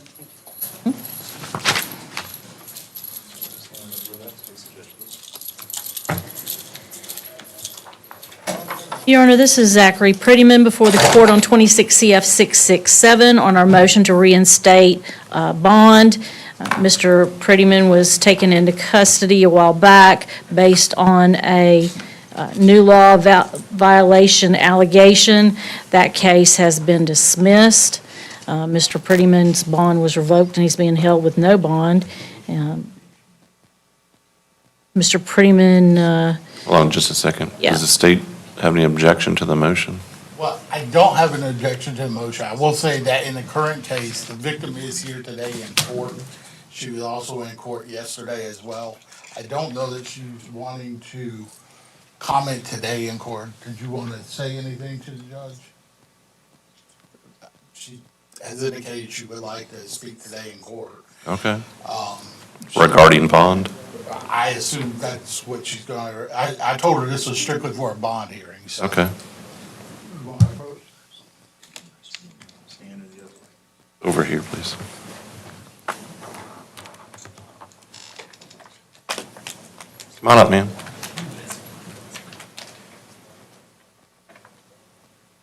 All right, raise your right hand. Do you swear or affirm any testimony you give here today will be the truth, the whole truth, and nothing but the truth? I do. All right, can you state your name, please? My name is Sherry Albright. Okay, and what would you like to tell me?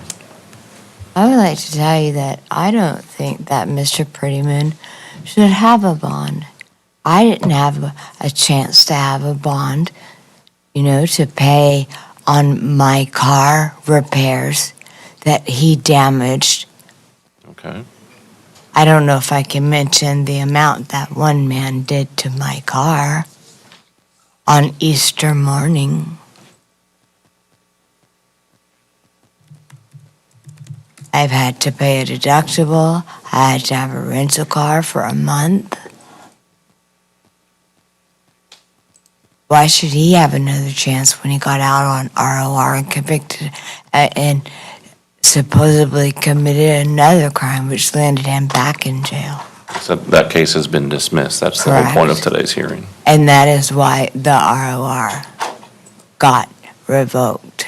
I understand, ma'am, but the motion today is they're asking for his bond to be reinstated since the only reason for revoking it has been resolved. Can't understand why a felony, why he got an ROR anyway. I can't tell you, that wasn't my decision. Well, I hope he does not get bond. Okay. Why?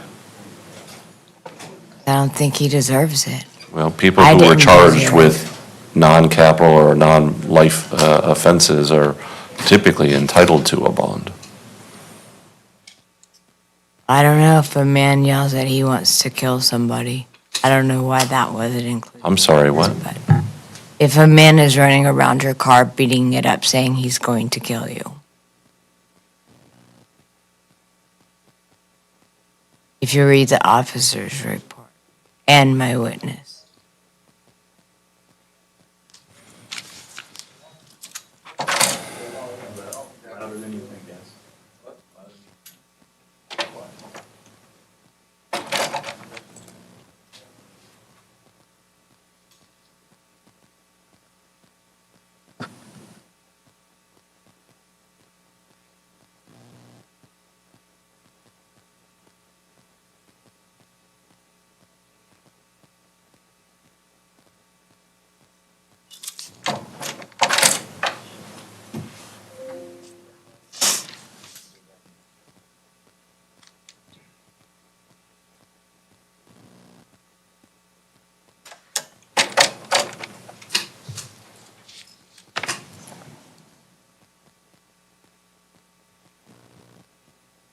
Don't see anything in the arrest report that says anything about any threats.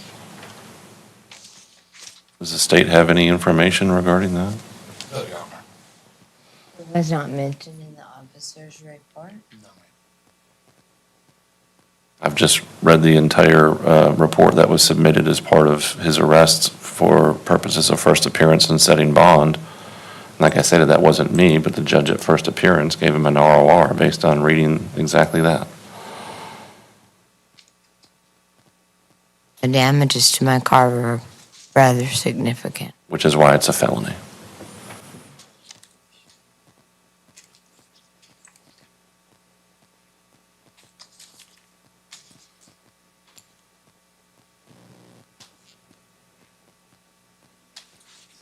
All right. Any questions for her, Ms. Rivers? No, Your Honor. Any questions for her, Mr. Mall? All right, ma'am, you can take your seat unless you have something else you want to tell me. No, sir. All right, thank you. All right, go ahead, Ms. Rivers, with anything else you want to present.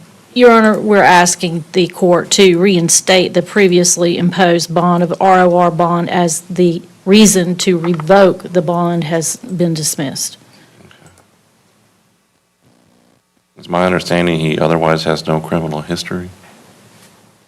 That's what's checked on the first appearance paperwork in this case. No, that's correct, Your Honor. I did consult with my client. He indicates that is correct.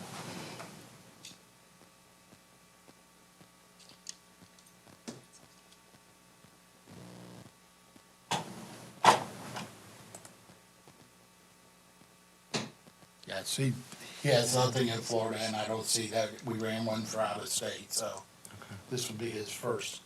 Technically, I guess he has a second charge now that's not showing online, but that's already been dismissed with the misdemeanor battery count.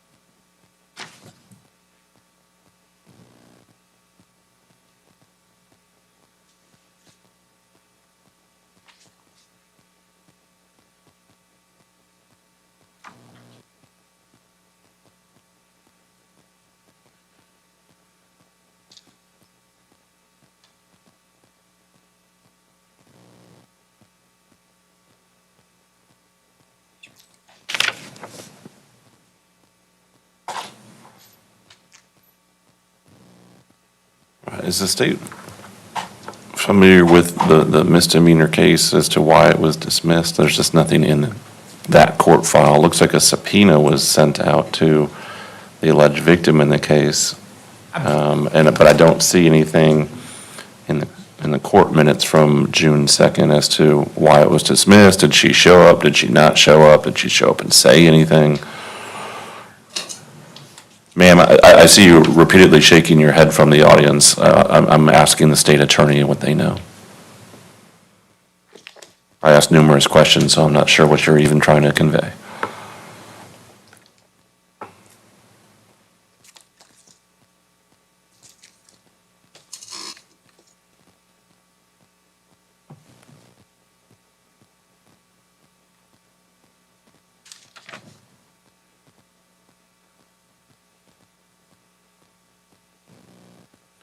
Well, I'm seeing defendant's reciprocal discovery filed on May 28th in that case, which includes a statement from the alleged victim in that case.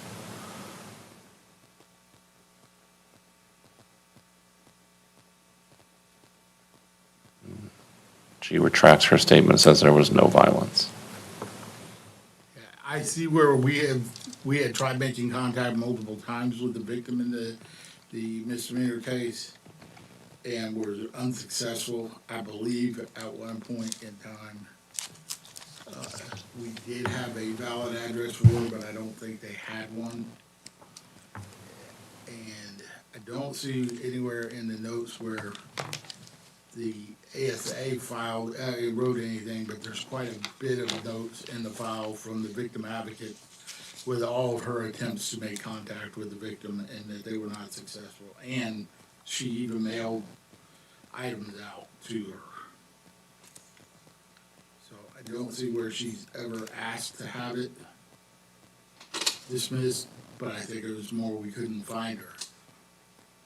The other issue on that is that she's technically a witness in my case as well. But not the only witness. Obviously, the victim was there too. All right, this is what I'm going to do. I'm going to give Mr. Prettyman $1,000 cash or professional bond. He's going to have pretrial supervision to report once per month by phone. But as a condition of that release, Mr. Prettyman, I'm going to order that you not use or possess or consume any alcohol. In reading both of these reports, they talk about you being intoxicated.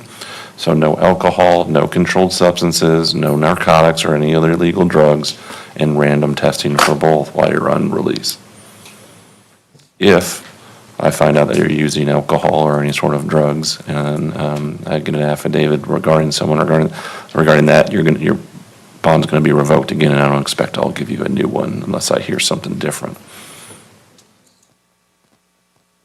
Also, continue no contact with the alleged victim in this criminal mischief case. Don't go within 500 feet of her residence or vehicle.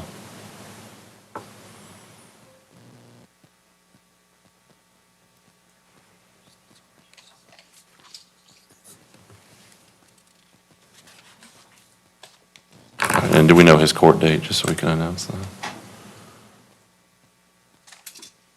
I don't think we gave him a new one yesterday.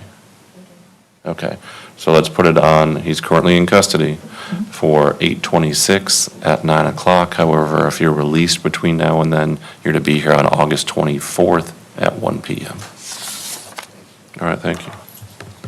Cash or professional? Cash or professional? Cash or professional, 1,000, with the conditions I've said. Your Honor, did Your Honor get the evaluation? Who's in this? Next case? Herbert Rogers. I think it just came in this morning while I've been on the bench. Would the court prefer us to do this in the afternoon? Hold on just a second.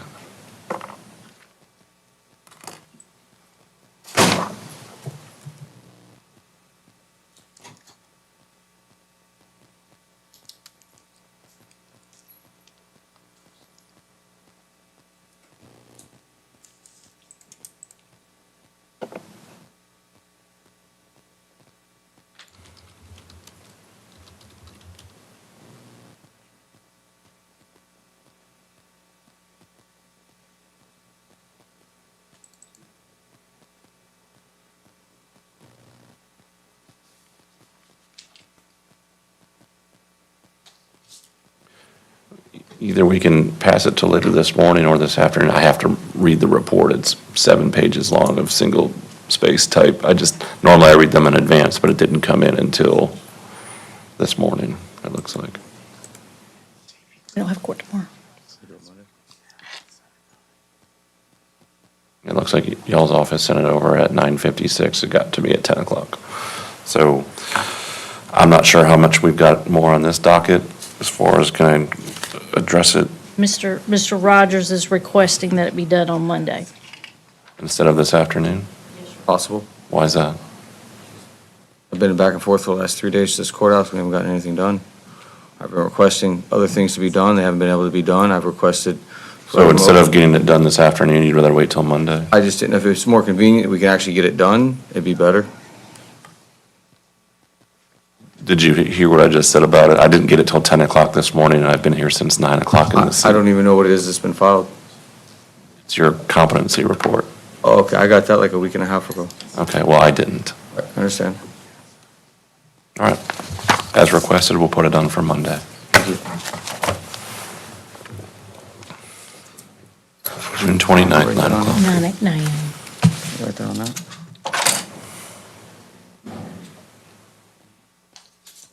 Some of you.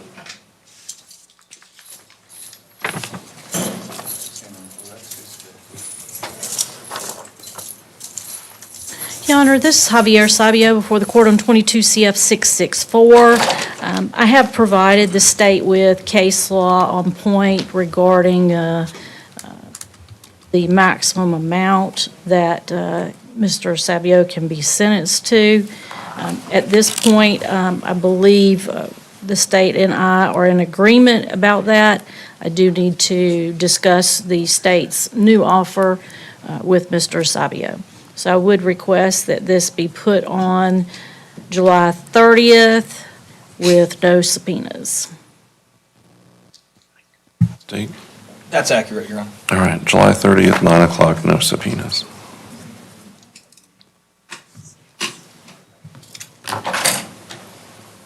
Is Charles Williams still on that Zoom hearing up there? We'd have to do the math on it. You mentioned earlier you had 4 cases to handle on Zoom, so. Okay, I just want to make sure he didn't leave. No, he knew it's supposed to come back. Okay, well, All right.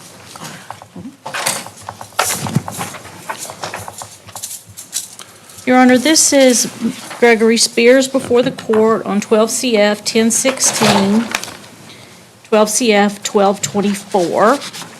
We're going to enter a denial at this time, and I'm going to ask that the case be continued to the 30th. Give me an opportunity to go over things with my client. So that would be with no subpoenas, Your Honor. All right. all right, state, have any objection? No objections. All right, Mr. Spears, we'll see you back on July 30th at 9 o'clock, no subpoenas. Mr. Staines.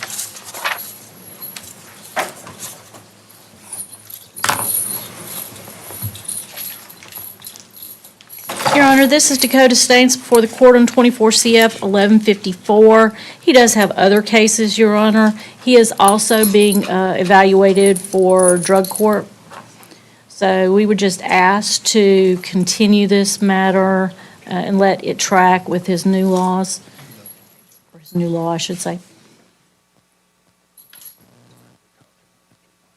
All right, and that's 26 CF 1000. You're showing it as 824, but it should be 826 at 9 o'clock. Yes, Your Honor. And hopefully it'll be taken off the docket prior to that for drug court. All right, thank you. Wait, hold on a second. Your Honor, he indicated that he's on the docket for this afternoon as well. Yes. It looks like an information was filed just 2 days ago. Do we have a copy of that information for him? We can get him out of here. All right, so in 26 CF 1000, information was filed charging with possession of controlled substance, third-degree felony, driver while license suspended, second-degree misdemeanor. Y'all Your have Honor, just been this- handed a copy of that. Go ahead. Yes, Your Honor, we're going to enter a not guilty plea at this time, request trial by jury, and again, with the understanding that he is being evaluated for drug court. All right, we'll put him on August 26th at 9 o'clock for pretrial conferences. That's all of his cases. I'm just trying to find him here on the 1:30 docket so I can cross him off. All right, thank you, Mr. Steen. Stewart refused to be transported. Your Honor, I will speak to Mr. Stewart. I'm guessing he thought that this was optional, so I will be speaking with Mr. Stewart. He is set for today on 25 CF 2409 and 25 CF 2410. I have met with him.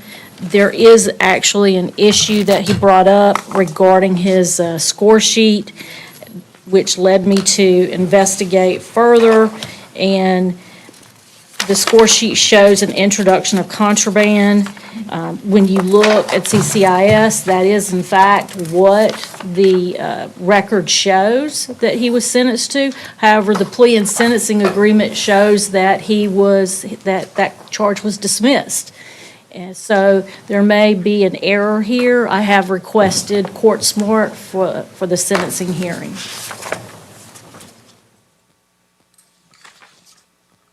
You're saying what's on here is not what he pled to in this Correct. case or a previous case?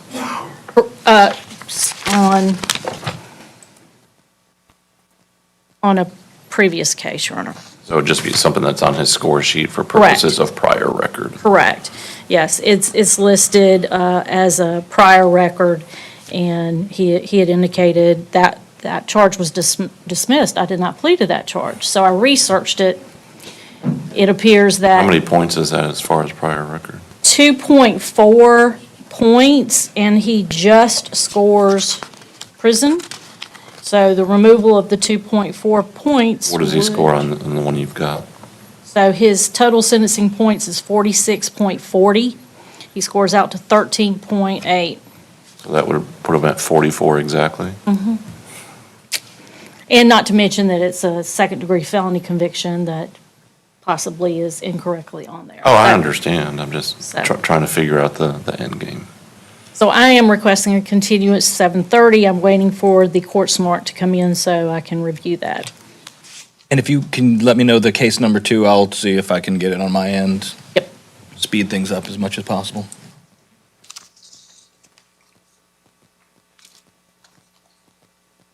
Just to say that reading a guideline form, it says if total sentence points are less than or equal to 44.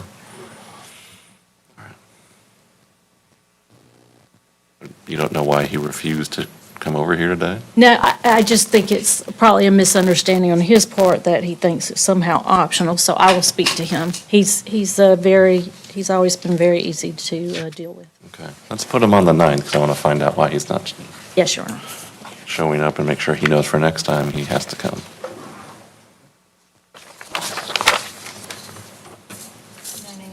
$9 9 a.m., yes, no sense.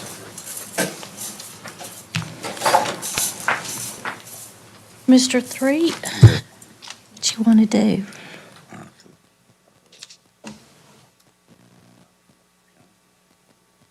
Okay. 90 days. I'm sorry. Your Honor, my client has indicated to me. Who's this? This is Brian Threet, 25 CF 298. He wants to make a counteroffer to the state, so we will ask to continue this to 7/30/26, and I will make that counteroffer to the state. Would there be a reason to put it on the 9th instead? Actually, Your Honor, we could put it on the 9th. Any disagreement with that, State? No, Your Honor. All right. July 9th at 9 o'clock, no subpoenas. So,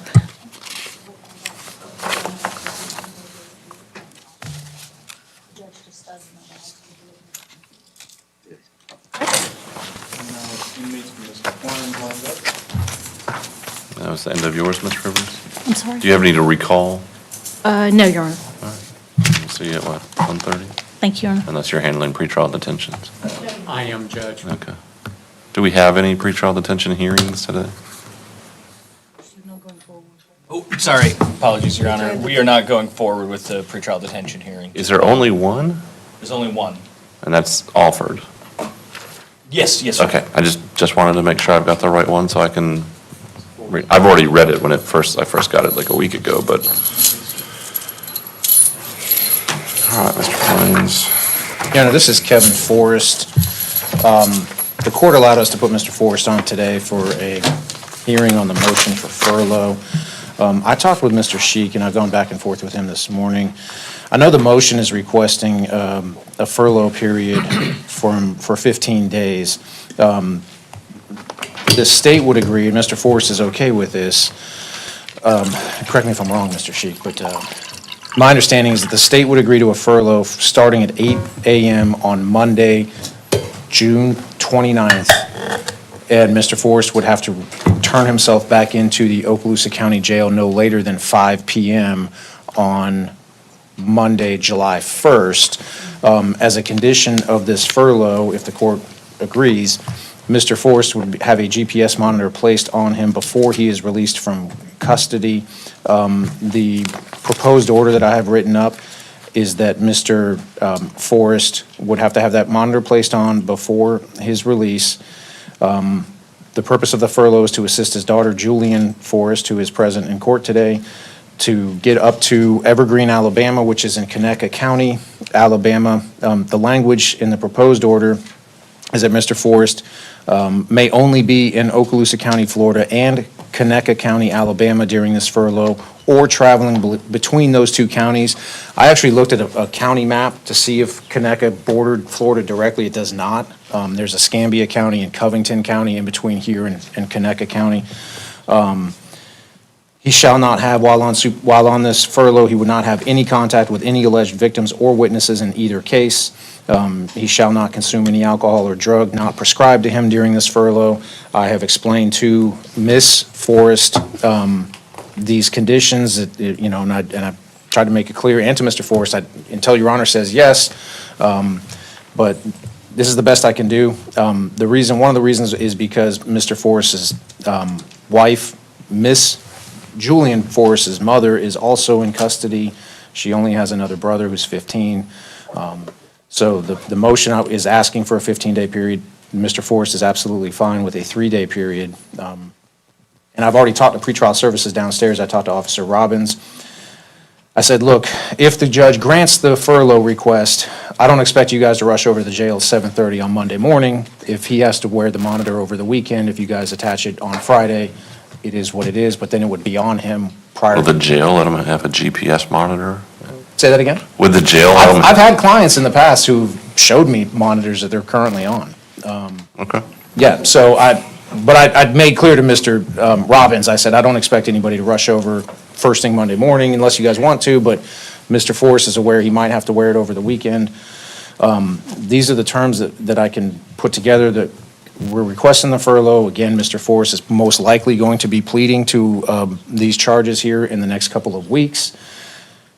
What's the offer on that? I know it was somewhat discussed during pre-trials. I think it's still the same offer that it was before at this time. So my understanding is it was 20 months or 24 months DOC? I think 4 months, that was what I heard the other day, but I just don't want to. But my understanding is it potentially could come down some. Clearly, if Mr. Forrest has any issues on this furlough, I think his offer is going to be changed, So, I mean, this will be. Probably not accepted anyway, so. Correct. I mean, that's what I'm saying, is if he's out on a furlough and he screws up the furlough, well, then I guess he's going to be in a much worse situation going forward than Ms. Forrest. So he's aware of that. So those are the terms that I think the state is okay with. I can't think of anything more restrictive to put on him, but certainly we'd be open to any suggestions from the court on that. All right, Mr. Sheik, what's the state's position? We're not necessarily in favor of it, but we're not objecting to it, Your Honor. And again, it will be factored into any possible offers that we would go from here if there were any violation of this. We spoke with the victims on this case, and their biggest request was a GPS monitor and absolutely no contact with any of the victims, which I think goes without saying, but I want to make sure it's said.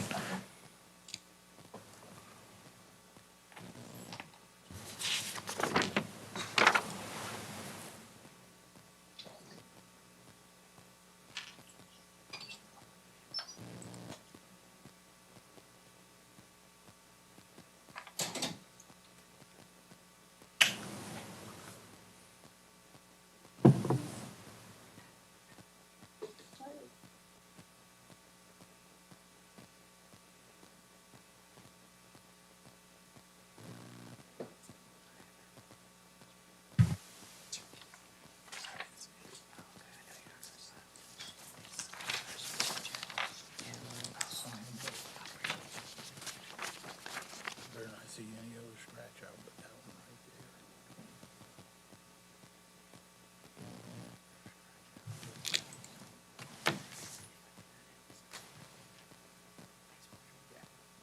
right there. So Mr. Forrest was previously released on a GPS monitor, right? Yes, Your Honor, he was out on bond from. And why was that revoked, Mr. Klein?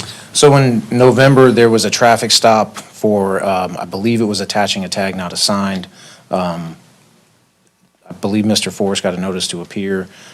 I don't know how pretrial services, I don't know if he notified them or not, but at some point, pretrial services early in January filed an affidavit about that traffic stop, and the court revoked his bond. But my understanding when he was on bond was, as far as I know, he was not having any issues contacting the parents or anything. I'm sure pretrial services would have been notified if he had been, but he had been out on bond for about 3 or 4 months prior to his bond being revoked.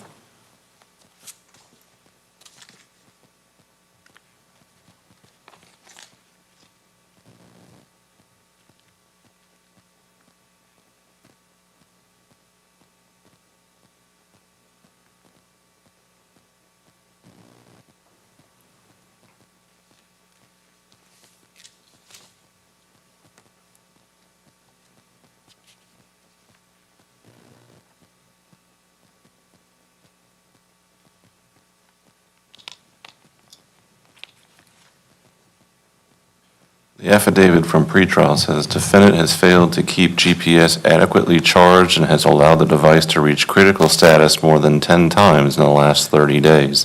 The device is now disconnected and unable to track at this time.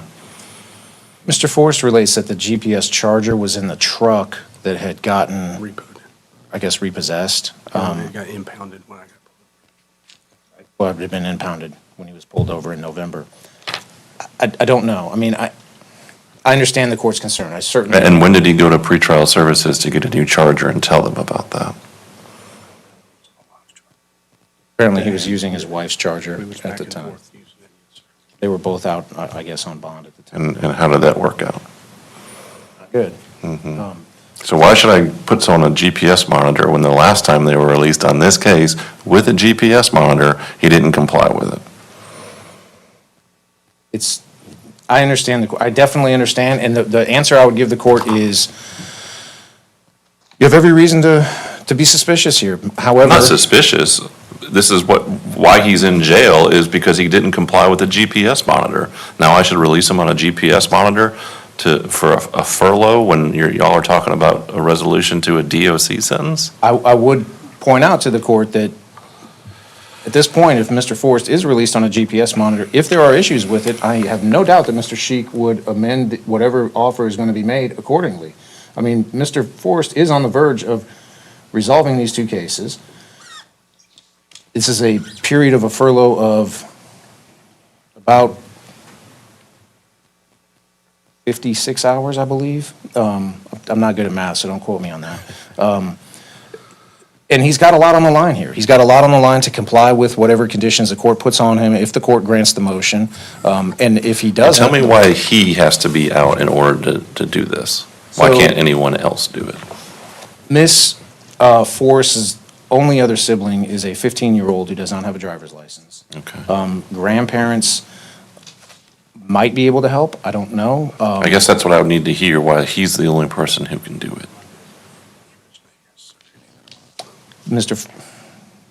Mr. Forrest is relating that his dad is having eye surgery at the end of this month, which is next week, so he wouldn't be able to drive. My mother's the only And his mother is the only other person available. one. She's gotta drive him to the doctor. But she's taking him to the surgery, so. And why does the travel to Alabama have to be that particular couple of days? It's because orientation is set to take place on June 30th. I understand. Where do I have any evidence of these things at this point, Mr. Kleins? I mean, I can certainly put Ms. Forrest on the witness Why don't stand. we do that? Okay, Ms. Forrest, if you want to come on down. Your Honor, do you want her here? No, she can go to the stand, so you don't have to move.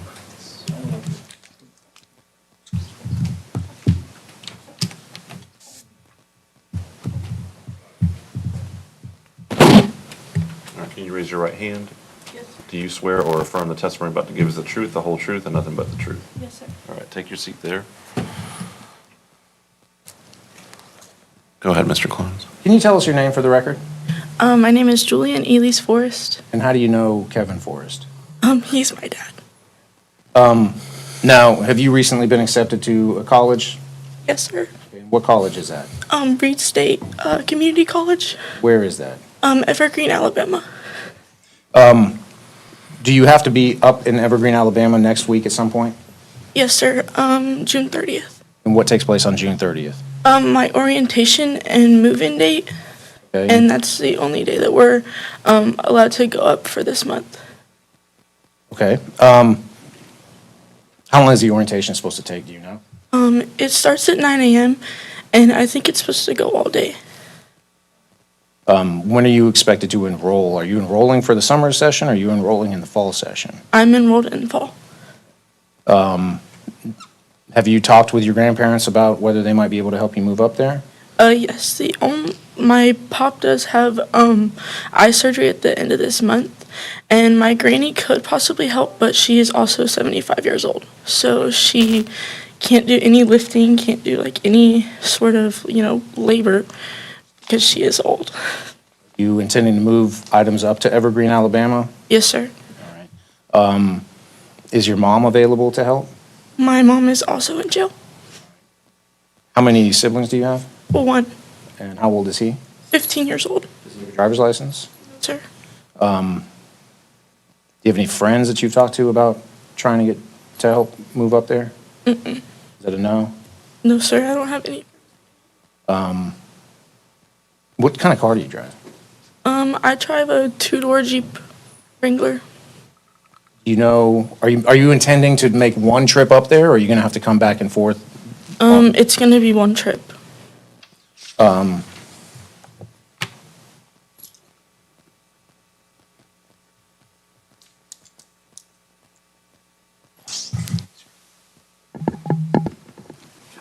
don't have any other questions, thank you.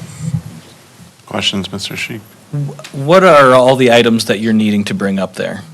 I have a dresser I'm needing to bring up there, a couple of things from like my bed, clothes, like chairs, anything that I'm needing for my dorm. So the biggest thing is the dresser. Mhm. And about how big is it? As big as this table. It's enough to keep all my clothes in. I have no other questions. I've got a couple questions. Yes, sir. Ms. Forrest, will the dresser fit in your car?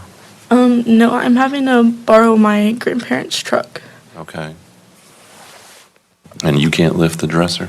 No, sir. And you don't have a single other person who could help you lift it here and maybe find someone there to help you lift it into your new residence? No, sir, I'm not going with anybody else. It's just me and my grandparents. Okay.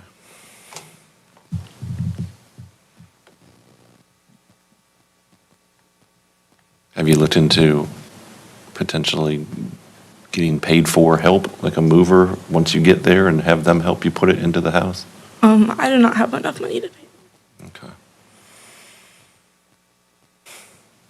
All right. Any other questions based on the court's inquiry? None from this defense, Your Honor. None from the state, Your Honor. All right. You can take your seat, ma'am. Thank you.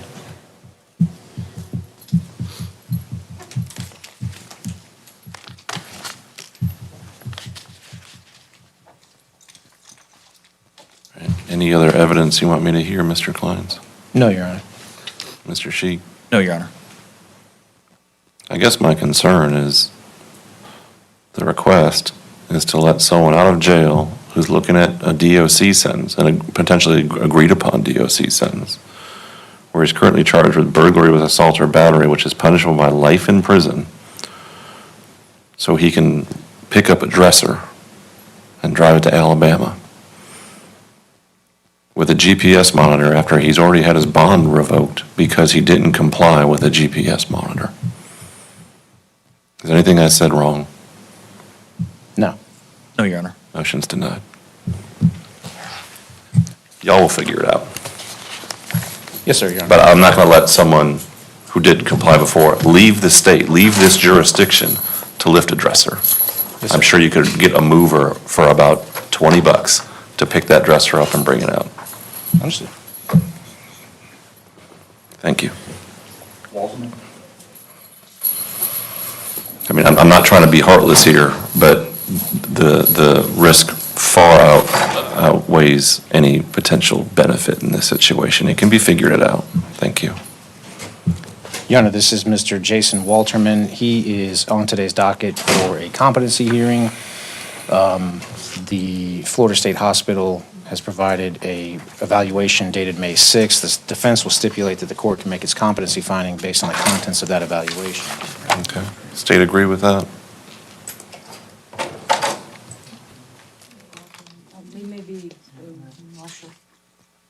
I believe this is mine, Judge. I apologize. Give the case number, sorry. Sure. It's 24 CF 1518.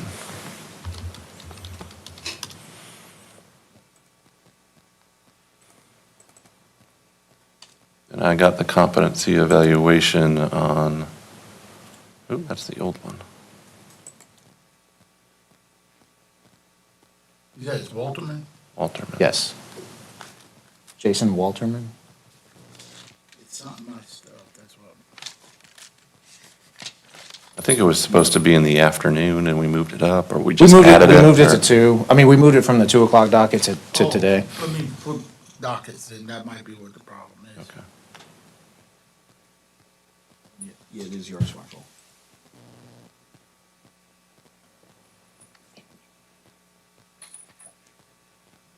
Y'all have a copy of the report? I know I read it, but it's not. I have a copy of it. It's not filed, and but I know I read it because I remember reading the case. But I don't see it in my email. I'm looking at it. I don't know how to get it to you and Mr. Ball. I can bring it up to the bench and you can read it. I mean, it says it's got an e-filing number at the top of it. It says it was filed on 5/15. 5/15. Maybe I'm not looking far enough back. There it is. I'm sorry. I thought it was more recent than that. Like I said, I know I just read it sometime earlier this week. I just couldn't find where I had read it.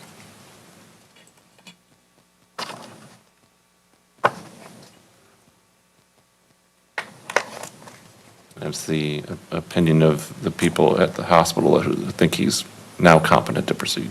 Correct. The state has no objection to that report. Okay.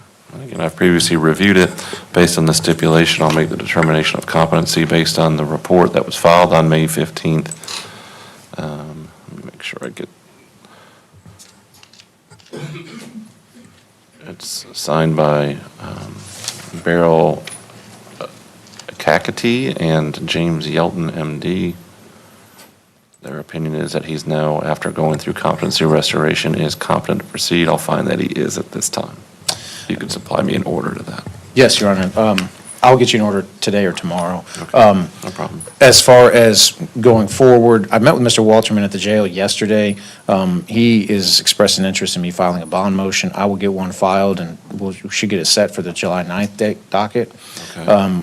I don't believe we were appointed in this case until after, or right around the time he was committed, so we don't have any discovery, so we will get our notice of discovery filed and move forward. I know Mr. Walterman is interested in trying to be exonerated here, so we'll definitely go ahead and approach it from that perspective. His bond was previously basically, he FTA'd for a docket day at one point. So in reviewing benchmark, that's my understanding, is that he was It in. was set for trial and he didn't appear at docket day, yes. Correct. So it sounds like the case is pretty well worked up. I just need to get all the discovery. But if we could put this on right now for the August 24th, or I should say the 26th, but you should see Mr. Walterman back July 9th for a bond. Okay. Well, until he's released, I've got to put him on the in custody date. So I'll put him on August 26th at 9 o'clock. Obviously, if you file the bond motion and get it set for the 9th, I'm fine with that as well. Okay. All right. Can I get a copy of that? Yeah, yeah. All right, thank you, Mr. Walterman. All right. I think that's all I have, Your Honor, if I may be excused. Sure. Mr. Charles Williams, can you? Yes, Your Honor, thank you. It's my understanding you've been zooming the circuit out there. Correct. Thanks for your patience. No problem. Your Honor, I guess we just need to set a hearing. I This is understand Ms. Rolandi? Ms. Rolandi, and I don't have that case number. Okay. But I understand there's been a trial, and we have a. It's we're pending- 24 CF 162. And I just want to make sure I give you this. I do have copies of the PSI that was just sent over to my office this week. If you want to take both copies, Mr. Williams, and give a copy, oh, Ms. Neal, you're up here already. Yes, Here, thank you. Somebody come take them. Thank you. Thank you. Thank you, Your Honor. All right, so what I think we did with Mr. Rolandi's case, we put it on July 30th, just as a kind of a status to see where y'all are at. We discussed this with Mr. Rolandi's case when you were outside, so I'm just kind of recapping that. As far as July 30th, if you want to waive your client's appearance, if she doesn't want to be here, you seem to have an issue with it. I do. I will be out of country on July 30th. I rarely am able to say that, about once every 10 years. I would normally say don't announce that on TV, but. I'm sorry? I would normally say don't announce that on television, but. I'm sorry. But anyway. So We talked about this I'm not yesterday. available on July 30th, is what I'm Okay, trying to well, say. the whole point of the 30th was just kind of see where y'all are at, because you're going to have to, you don't have to. I would expect that you might want to see a transcript or at least a video of the trial and any other potential hearings regarding it, so you can properly prepare. I know Ms.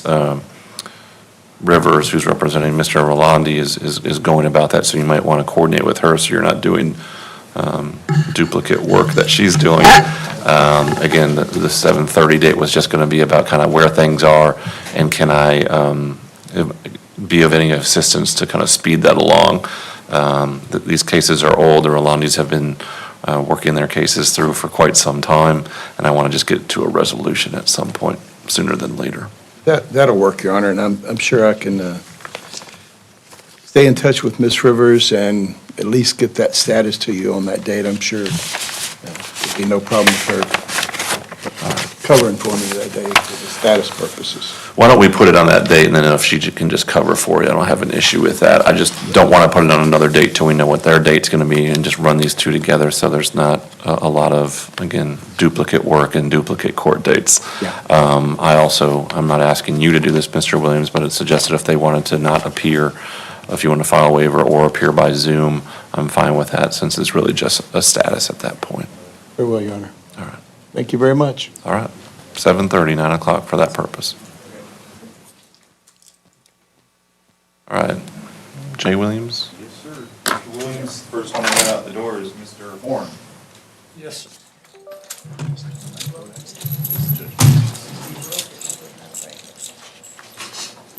Come on up, Mr. Horn. Yep.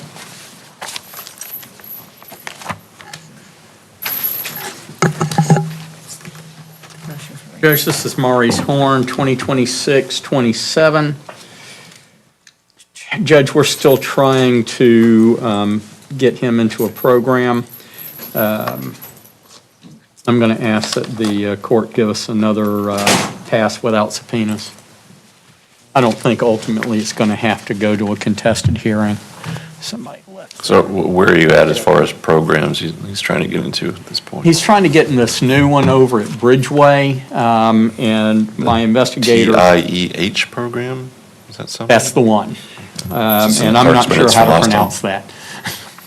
I think I just did. That's probably just acronym. Maybe they can work on their acronym. That's probably a better way to do it. Probably not getting you into that program. Which one? He was asking if there was a way to resolve it this way. Can the state give me an offer today that doesn't involve him going into that program? I've got his, based on the previous score sheet, I've got him at 36. Who is this? Points or 36 months? points. Maurice Horn.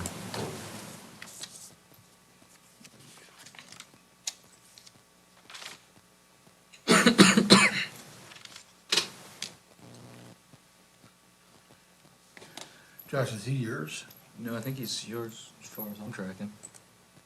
It's a VOP on a third-degree possession charge. Okay, I got him.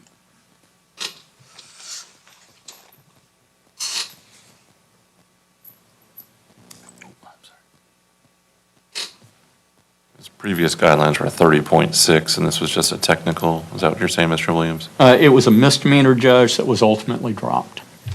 It'd still be 6 points, so it's 36. 36.6 points, so he doesn't score. Correct. And what is he asking for? Give us a county jail sentence. I'd be very happy with time served. Oh, has he been in? 3 months now? It's 4 altogether. Close to 4.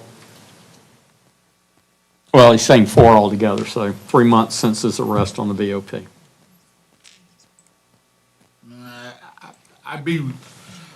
I'd do the same thing that I did with Ms. Green. I'd probably give him 270 days. 9 months. So that'd be 9 months. His Do you think- record's a little worse than hers is actually, so technically. I'm showing he's been in custody since April 30th. When I went to court, I got off for 10 days. Say again?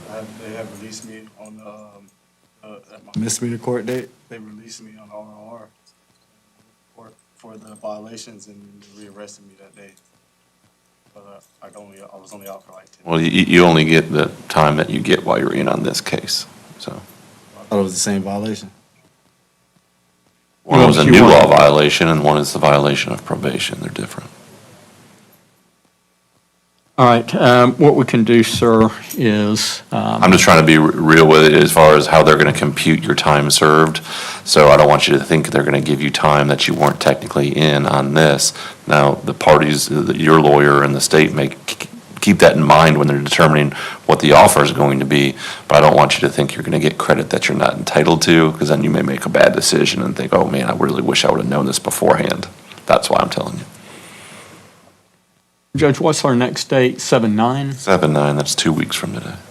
Mr. Horn, it sounds like you wouldn't be getting out today anyway. We can do this one or two ways. I can pass you until later on today and talk with you, and talk with the state and draft up an offer, or I can pass you until 7/9 and try to talk the state in a little bit south of 270. I can do that? Okay. So in the interest of time, Judge, we'll just set it for 7/9, and I'll try to talk Mr. Mall into giving him a couple extra days credit for that time in between. All right. Sound good, Mr. Mull? 7/9? Yes, sir. All right, July 9th, 9 o'clock, no subpoenas. We'll see you back on that date, Mr. Horn. Ms. Lucky.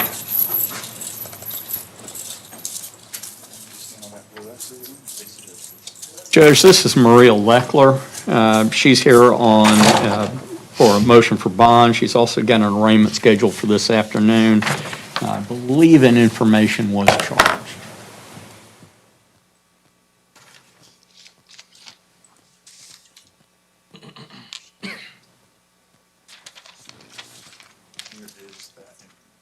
There you go, ma'am. That's for you.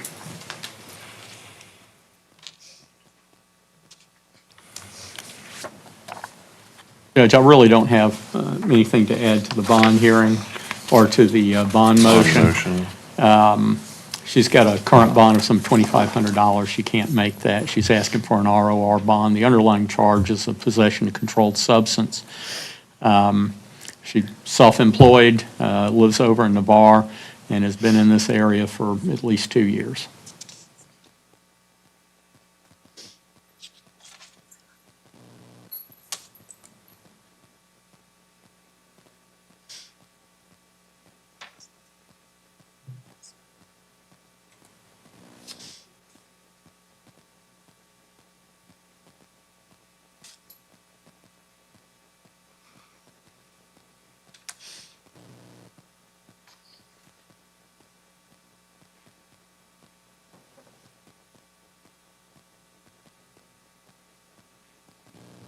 All right, what's the state's position on the bond?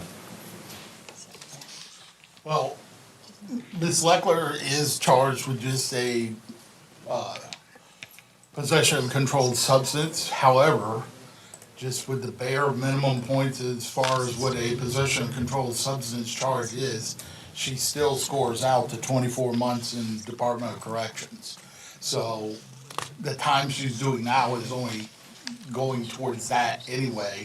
I think 2,500 is a perfectly reasonable bond, especially in light of the fact that she had money to have the drugs in the first place. It's not her first time in the system, and it's not the first time she's had a possession charge. So I don't know why she is unable to make the $2,500 bond that she's got now. She has to come up with $250, and from the way I read the report, it looks like she had more than that on her when she got arrested for the charge.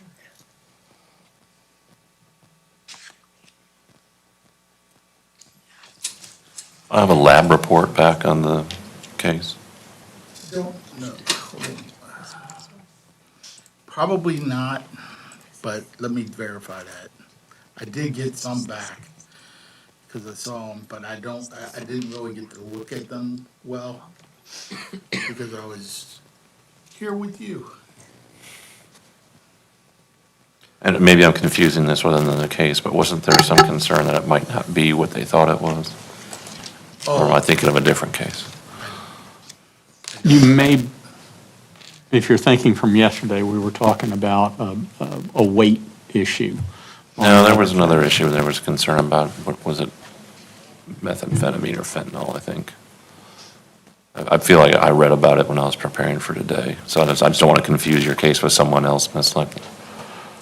I will say this, I know I've gotten 3 emails in this week about having reports come back. It has not been uploaded into her specific file or into my specific case file for her. So I don't think it's back yet. It's a relatively new case. It would be a pretty quick turnaround. I'm just But asking, it and could- again, maybe I'm confusing with a different case, which if I am, then I'm obviously not going to consider that a concern, but this is alleged to be fentanyl. Ms. Leckler, I'm showing in addition to this, in addition to this case, I know there was a couple of recent MH court cases. There was a petty theft in '25, there was the trespass that was in my division, but the drug charges were dismissed in that case, but it was in 2025. In '23, there was a possession, paraphernalia, and a tampering with evidence in Santa Rosa County, where she said she lives in Navarre. 22, possession and paraphernalia. In 22, 2 counts of possession and a paraphernalia. Also in 22, possession, controlled substance, 2 of those, plus a paraphernalia and a driving while license suspended with a prior conviction.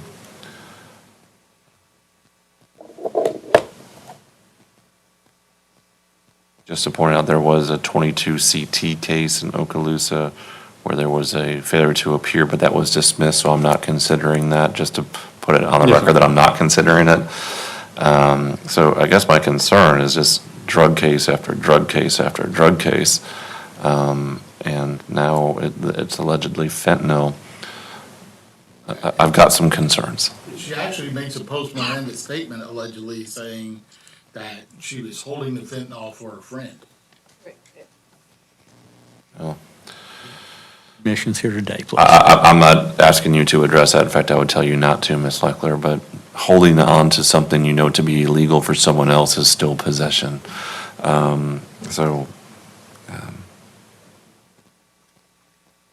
This is not a situation where you're being held on no bond, but I think based on your history, especially because these are all the same types of charges, $2,500 is a reasonable bond.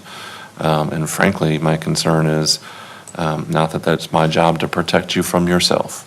However, the history that I'm seeing, both in Santa Rosa County and here, is a lot of drug charges, and now you're looking at a fentanyl charge. I'm sure you're aware of the dangers of fentanyl, that even being in possession of it and touching something that may have contained fentanyl is potentially lethal. I'm sure any of our deputies in their green uniforms in this room right now can tell you about all the precautions they have to take if there's perceived fentanyl anywhere, as far as gloves and concerns about it even being in the air. I can tell you when I was in the dependency court that we wouldn't let children or people visit their children who were in state custody unless they were testing negative after having concerns about fentanyl, because even having it on your hands and touching a baby could be lethal to the baby. I don't say this to say anything you probably don't already know, but it's part of what my concern is, and that these things are escalating to the point that I don't want to be a situation where you're no longer with us. It's not my job to protect you from yourself, but I am certainly concerned if you're telling people that, you're holding on to other people's fentanyl and then distributing it back to them. You're talking about potentially even more further crime, higher level, and concerns for safety. So again, you have a bond. I think it's reasonable. So your motion is denied. Judge, since an information's been filed, I'd like to go ahead and arraign her now in her plea of not guilty on her behalf. 15-day pre-arraignment motions, trial by jury. That's certainly fine. We'll put her on August 26th. If you do bond out, ma'am, it'll be August 24th at 1 o'clock. Otherwise, if you're in custody at that time, it'll be August 26th at 9. Thank you, Judge. Thank you. Mr. Williams just put it out there. I don't know that she's interested into it. I don't know if she's hit rock bottom yet, so she may not be interested. I'll talk to her about But it. I can screen her if she wants to get Omani it. Lee. Do you know at this point that you want to be screened for drug Okay, court? I just didn't write it down, apparently. So. He was out of custody. Let's go ahead and have her screened. I'll spend some more time with her. All right, thank you, Judge. All right, thank you. Sorry, so I don't have to come back. You won't be coming back this afternoon. We've taken care of that. Yes, ma'am. Mr. Lee.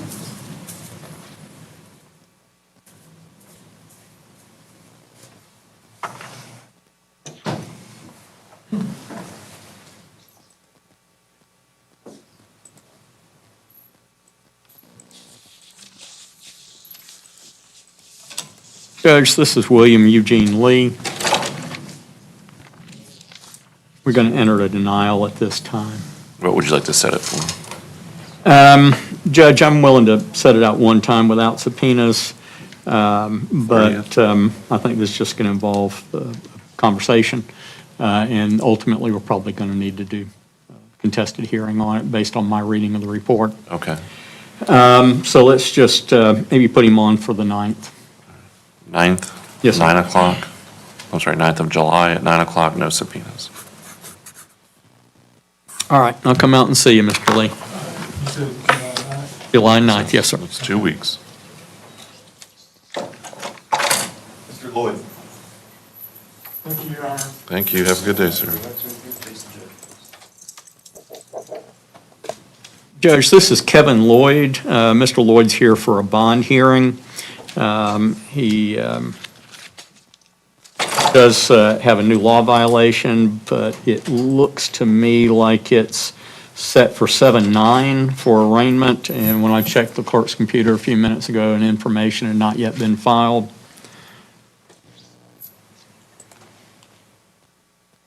I'm sorry, yeah, something not a VOP. Something not a VOP.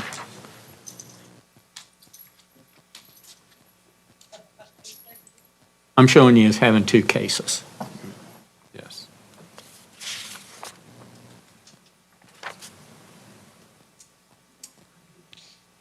Looks like the, and Judge, I don't really have anything to add to the motion for bond. I did put both case numbers, or I think I filed it in both cases. One of them has a $15,000 bond. The other one has a $2,000 bond. He's not going to be able to make those bonds, or the total of those bonds. He's requesting a bond of total of $10,000.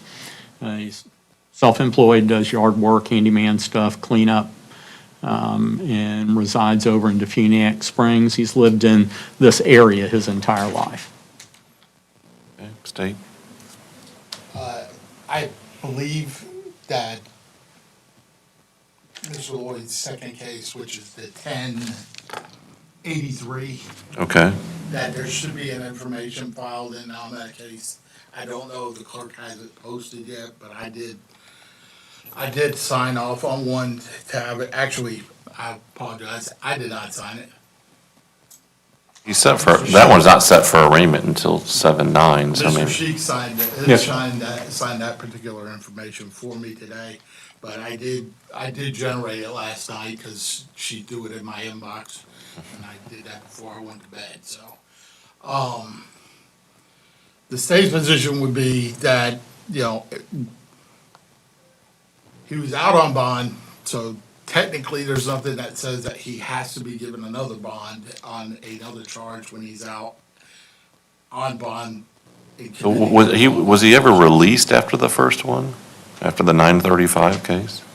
Judge, he's not been released. At all? I don't think so. So I think, I apologize. I think he was arrested on the middle of May or so on the 935 case. And then on the 1083 case, The warrant was served on him in jail, Judge. warrant was served in jail. Trying to get to the facts of it.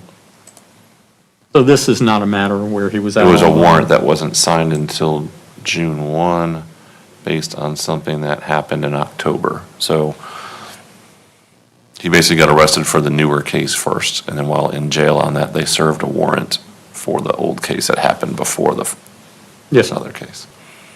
So there's not a revocation issue. Yes, sir.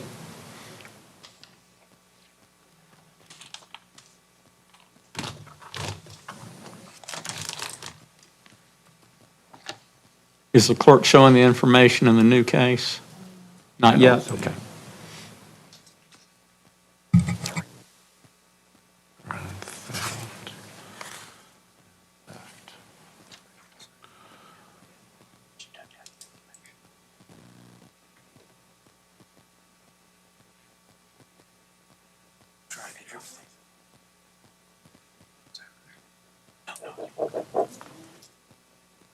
I am showing just one failure to appear, that was back in 2021. Judge, he advises me, the reason he failed to appear was that he was incarcerated. If that's the one in Walton, he was with us.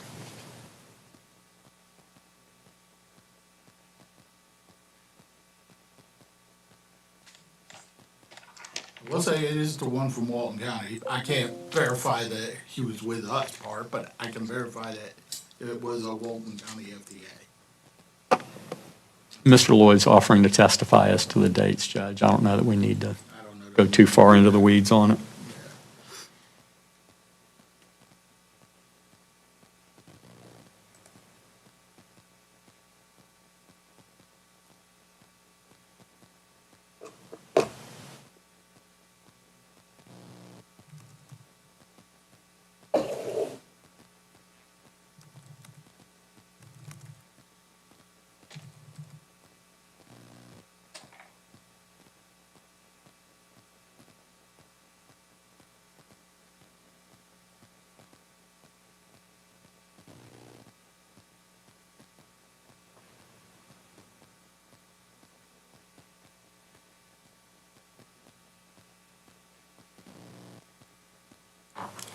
All right, so what's the state's position? Keep them the same?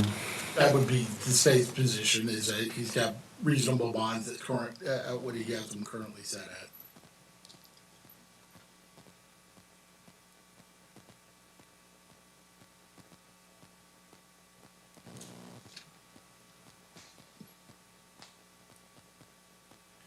All right, Mr. Lloyd, what I'll do is, there's 2 counts on 26 CF 935. I'm going to do $4,000 cash or professional per count. And remain the same on 26 CF 1083, so it's 4, 4, and 2 for a total of 10, which is what you've requested. Don't return to the places where these, where the victims are, the Samuels Roadhouse or the Dollar General. And check in with pretrial services once per month by phone. What you're saying is those two charges are put together? There's two different cases. One has 2 counts, so there's a total of 3 charges. In the 26 CF 935, it's 4,000 for the grand theft, 4,000 for the criminal mischief, for a total of 8. And 26 CF 1083, I'm keeping your $2,000 bond in place, which is the petty theft with prior convictions. Thank you. So it's a total of 10. All right, so Mr. Lloyd, if you get out, come see me. Okay, make an appointment. Is that for today? Okay. One case is for. What do you want to do on the 935? That's actually set for arraignment, and you'll have the information now. It's set for today. The other one's not set for 2 weeks. Right. This one, I think, is set for, or, and information has been filed on. The 935, do we have an, yeah. Yes. So I'll enter a plea of not guilty on his behalf on this. You'll have to come back on 7/9, but I will see if we can get you an offer to cover everything on that date. All right, until you're released, That's I'm the going to put. date it was filed. Put the 935 case on August 26th at 9 o'clock. However, if you're to be released before that, Mr. Lloyd, you'll come to the August 24th date at 1 o'clock. And then we'll see you back on July 9th at 1:30 for your arraignment on the second case. You're probably going to be out before I'm back out to jail. But yeah, I'll be out to see if you're not out of jail. Yeah, I'll come see you. Put that up there. All right, Judge Jason McDonald, this is kind of unusual. Tim Shaw's got him on the 26 CF 8072 case. I've got him on the VOPs, which are 2023, 138, 2024, 2206, 2024, 2430. I'm trying to get him back into drug court and. Back into drug court? Well, I say, or not back into drug court, into drug court, I'm sorry. Apparently, well, I'll let the state respond. Technically, I think all of his prior charges, he's already pled into, and he's in drug court. I think Judge Ward has this bouncing along with the new law to figure out whether we're going to have a hearing, a trial onto what's going to end up happening with that particular case before he does any sentencing or allows him back into drug court. I don't know, he has not stated a firm position yet on whether you're gonna be allowed back in, depending on what's on this case or not. He has also not said that you're definitely not coming back in, so he's taken no position either way. You have advocates for you as far as treatment is concerned, they advocate for you very much.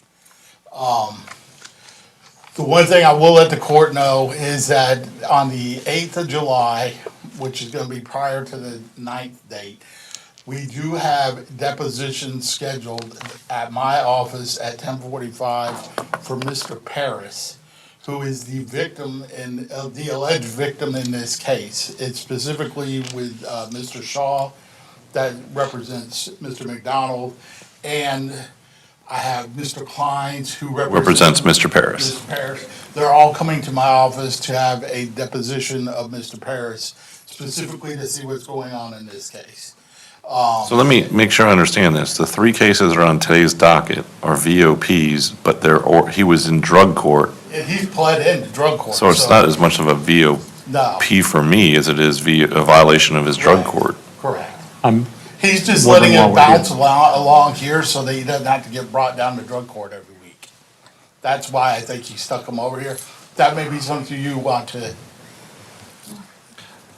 I mean, I don't think I set him for today. did No, I? you didn't. It's just usually, if you're in drug court and there's a violation, you just stay in Stay drug in drug court. So court I'm not and sure get sentenced in who drug kicked him court. over back to me. I mean, I don't mind taking care of him, but I just think it's bound, I think the intention was to let these cases bang along with the other one, and then once that case got decided one way or the other, either it would all get wrapped up and shipped back down there for him to sentence him, or it would go and well, do we just want to put this on the same pretrial conference as the new case? that's probably the best thing to do. Unless- That's fine, Judge. Unless Mr. Williams or Mr. McDonald doesn't want to do that. That actually will probably make my life easier because I'd be there anyway. All right, so it'd be 8/26. All right, Judge. And this new this case, is which just is for the pending, meeting? is, I think we just had, And like I said, I can do what I can do. We're coming in 26 and having CF a 872. discussion with this. He also has I still have not court spoken. dates set in August. Or heard anything August from him. 12th. Mainly because I'm also have him as a defendant too. I understand. What about the medical examiner? I don't know what's going on with that. I will find out though prior to, Thank you. yep. The clerk's saying he still has drug court dates. He has what? Still has drug court dates. August 12th is a status called drug court. Yes, sir. He's been calling me in for drug court. Yeah, well, Well, his next status date is August 12th. All right, I've given the court date if y'all want to continue talking about this with Judge Ward or Tim Shaw or whoever it is, but Yes, sir. we've got other cases to take care of and we're not going to make any progress in here. Yes, Yes, sir. sir. All right, Mr. no McDonald. problem. Come on out, please. Ma'am, just stand on that blue X on the phone, please, Judge, please. Judge, this is Kyra Melvin, 2011 CF 2193, 12 CF 786, and 787. It's violation of probation. Judge, we're trying to arrange what alternative treatment she's going into. The probation made a recommendation of Keaton, and my investigator's still trying to coordinate all that. So I'm going to ask to pass it again without subpoenas. All right, state. Which one was this? I'm sorry, Your Kyra Melvin? Melvin, yes. Kyra. No objection from the state, Your Honor. And I say again, I don't know, this may be her first time up, Judge.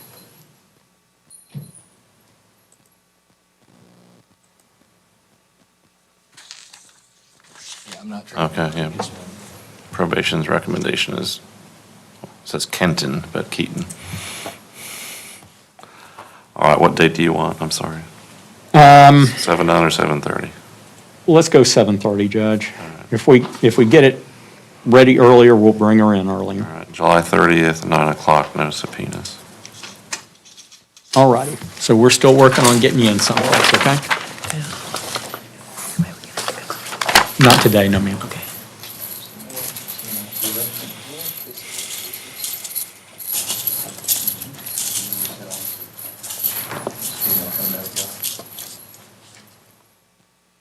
Judge, this is Kendra Moore.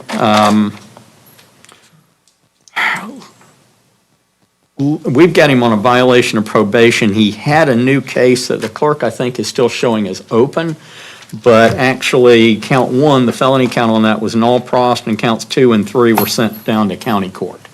So I'm going to ask to pass this to 7:30, and let's see what happens in county court. I'll coordinate with Mr. Hall.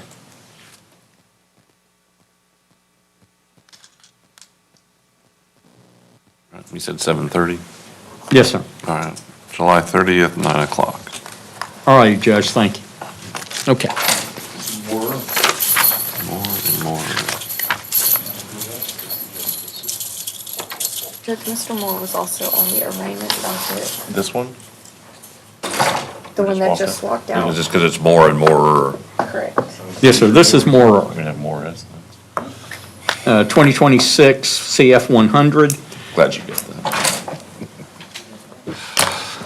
Judge, I've made an offer to resolve, or I'm looking. I just want to make sure, that case, I think, is the one that got transferred to county court. Yeah, so there was no information, so. Yes, so basically they sent it down to county court by dismissing the felony and then sending it down to county court. It just hasn't been totally transferred yet, because that just happened a couple of days ago. Right, so we don't need to bring him back. We don't need them back. I don't have a case anymore. I don't have a jurisdiction anymore. There's no felony. Yes, sir. I'm sorry, go ahead, Zakimore. Yes, sir. What I'd like to do is set him for 7/9 without, I've inquired of the state, I'm trying to negotiate a county jail sentence that he'll accept. All right, July 9th, 9 o'clock. Thank you, Judge. No subpoenas. All right, Zaki.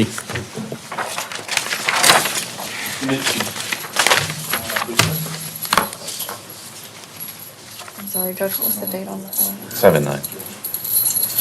Come over here, Mr. Nitsky. Judge, this is Maurice Nitsky. He's here for a violation of probation arraignment. I'm going to just enter a denial for him at this time. All right, what would you like to put him on? Judge, we can put him on for 7/9. I'll go out and talk with him. I'll talk with the state, see if we can get it in for a landing that early. Any issues with that? 7/9, 9 o'clock. Thank you, Judge. All right, let me see what I can work out for you, okay, Maurice? All right, is that everybody? We passed Fountain and Green with Mr. Maddox. Oh, okay. There you go.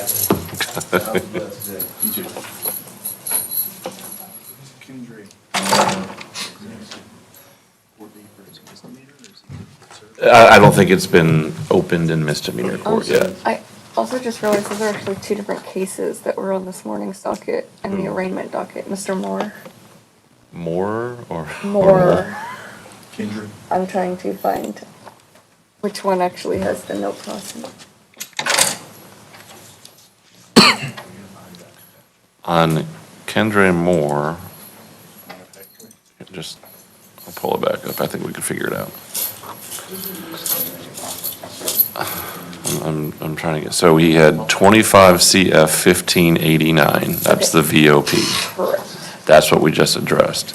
Then there's 26 CF 974 that was set for the arraignment docket today. They dismissed the felony and transferred it to county court. So that case, as far as the 974, is over. But they haven't opened up the county court case number yet, so there's no court date for it yet. I'm sure that'll happen in the next day or so. To be frank, I don't think I filed a information yet for the county, the direct issue notate is, I don't think I filed that yet, but I know I'll file it today or tomorrow. As long Okay. as I get out of here.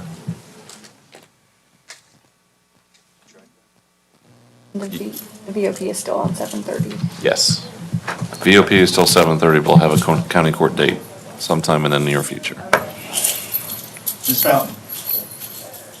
Gonna do Fountain first. That's all right. There we go. Mr. Williams, before you leave, God, no, I don't. since we only have one pretrial detention and it's just gonna be a bond hearing, y'all wanna do that, like, say, like 1:15, so we're not rushing back for Like you were right. 12:30 just to do that in 10 minutes and then come back at 1:30? That works much better for me, Judge. I was in fact getting ready to sit in the lobby and. Yeah, I figured that it'll allow us to all have an actual lunch break today as opposed to come back in, 15, 20 minutes just to leave again for 45 minutes, so. All right, so we'll just do pretrial detentions at 1:15. Since everyone's already here and knows about it other than the defendant. All right, go ahead. All right, Your Honor, this is Ms. Fountain, 25 CF 549 and 25 CF 876. We've reached a resolution, if I may approach. Yes, sir.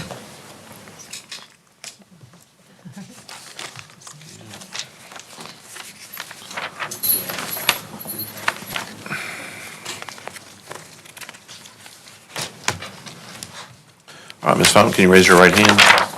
Do you swear or affirm the testimony you're about to give is the truth, the whole truth, and nothing but the truth? Yes, I do. All right, can you state your full name and date of birth, please? Michelle Lynn Fountain, 12/22/79. All right, Ms. Fountain, you're here in two violations of probation in 25 CF 549, 25 CF 876.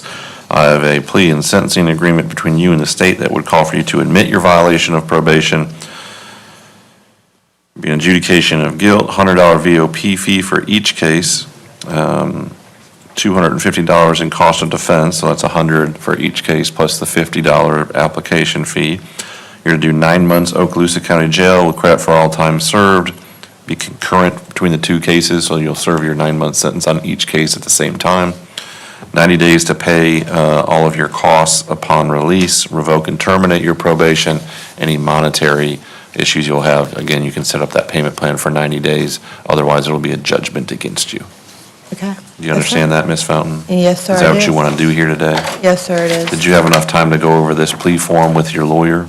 Yes, I do. And did you understand and sign the agreement? Yes, I did. And are you satisfied with your attorney's advice and representation? Yes, I am. Are you currently under the influence of any alcohol, drugs, or controlled substances? No, sir, I'm not. Are you currently suffering from any mental health issues? No, sir. Has anyone forced, pressured, or threatened you in any way to enter this plea? No, sir. Has anyone promised you anything other than the terms of the agreement I just announced? No, sir, I haven't. And do you understand if you admit your violation of probation, there won't be a hearing where the state would have to prove how you violated? And do you understand that you're waiving any potential defenses that you may have to that violation of probation? And do you understand that if you're not a U.S. citizen, this could lead to your deportation or exclusion from the country? Yes, sir. Okay, and based on those things, Ms. Fountain, what is your plea to the 2 violations of probation? Admitting. Okay, I'm going to accept your admission as freely, voluntarily, knowingly given. I'm going to adjudicate you on both cases, sentence you to 9 months county jail with credit for all time served. Those are run concurrently. $100 VOP fee in each case, $100 cost of defense in each case, $50 application fee for the public defender. All monetary, you'll have 90 days to pay that upon your release or set up a payment plan, revoke and terminate your probation. This is a guideline sentence as you scored 31.40 months. I do need do we need fingerprints or do you have them? We need It was fingerprints. previously withheld. Previously a withhold, so now these are felony convictions. Do you understand that, Ms. Fountain? Yes, sir, I do. Okay, then I need your fingerprints for that reason, and you have 30 days to appeal. Thank you. All right, Good thank luck. you. Thank you, Maddox. You're welcome. Ms. Green. Go ahead, Mr. Attorney, please, Judge. Sorry.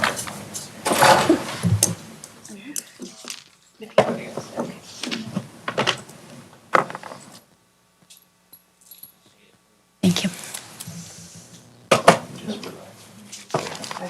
All right, Your Honor, this is Ms. Green, 23 CF 2104. We have reached a resolution. One thing I did want to just quickly bring to the court's attention. Spoken with probation about Ms. Green previously. She was living in Alabama. She was on administrative probation. She intends to go back to Alabama. I've talked to probation. That is fine as long as she reports here until that is transferred. She's aware she needs to report here until that is transferred. However, her residence can be in Alabama. She just has to report here until she's transferred.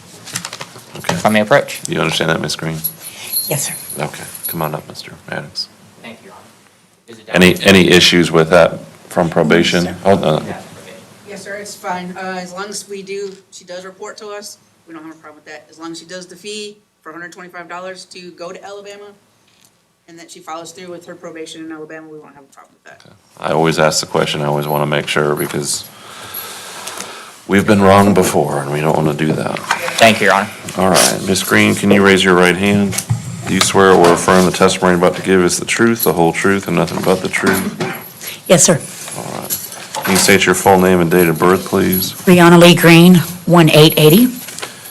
All right, and Ms. Green, you're here in 23 CF 2104 on the violation of probation. I've got a plea and sentencing agreement that would call for you to admit your violation, revoke and terminate your probation, adjudicate you guilty, $100 VOP fee, $150 cost of defense. Then you go on a new term of probation for 2 years, 2 years from today, right? Yes, 2 years from today and concurrent. Complete a substance abuse evaluation, any recommended treatment. The cost of your prior probation will be paid during the new term, so anything you owed probation on the last probation will go into your new probation. Do you understand Now, that? can I do the treatment in Alabama? What, The substance abuse evaluation? Yes. probation will have to know who it is and make sure they can approve it first. Okay, all right, thank you. Yes, Sir, the only problem that we're gonna have is that they live an hour and 15 minutes away, and I can't go an hour and 15 minutes to do a home verification. So my suggestion would be that she stay here until we can get the transfer to Alabama. does she have a place she can stay here? That's the issue we're having. This is the issue that we had before, I believe, is that when she lived in Alabama, that's why she got put on administrative probation, was because she lived in Alabama. But for us to do this, I can't do a home verification in Alabama. So she needs to stay here somewhere until that Alabama goes through. It shouldn't be an issue since she lives in Alabama. We could do an expedited,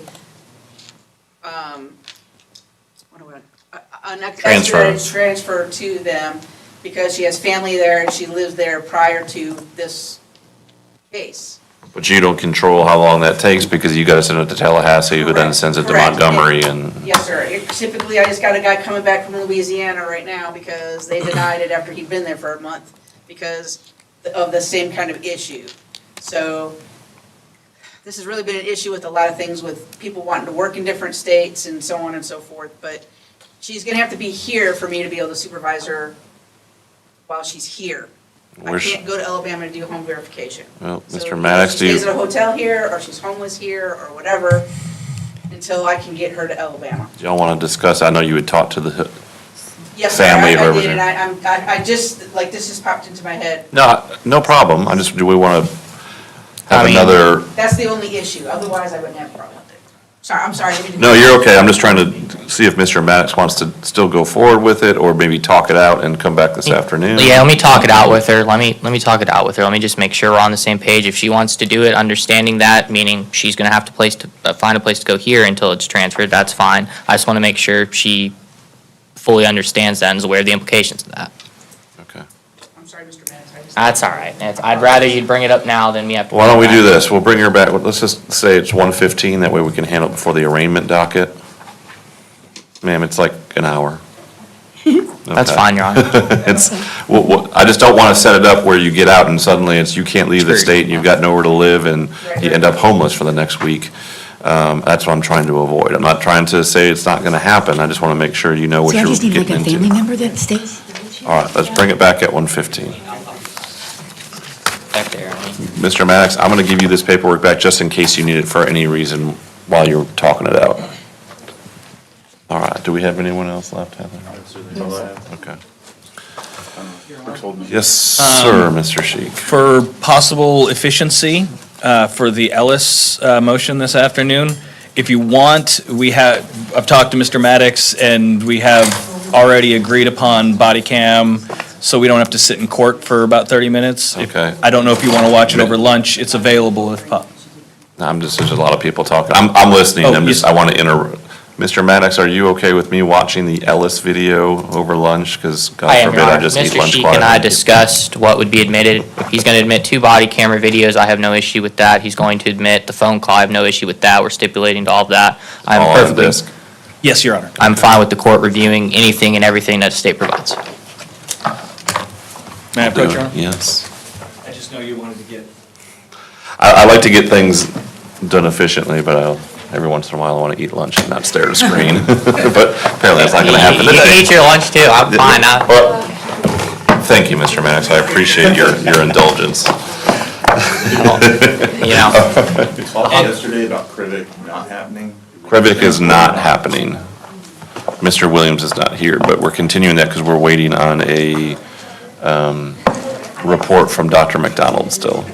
And, Your Honor, for that, we would not be upset if we have to do it, if we watch it later, if you need to, if you need a break too. I'll watch it. I'll watch it. And then, just so that everybody's aware going into it, Ricardo O'Brien and Sam Mosley are both, they're not available. I don't know if they were anticipated to actually be here, but they're not in the. We're still going to talk about Ricardo O'Brien because I want to find out what the problem is as to why he's not getting transported properly. And then as far as Mosley, it's my understanding that someone's asking for a continuance on that. It's a status date because well,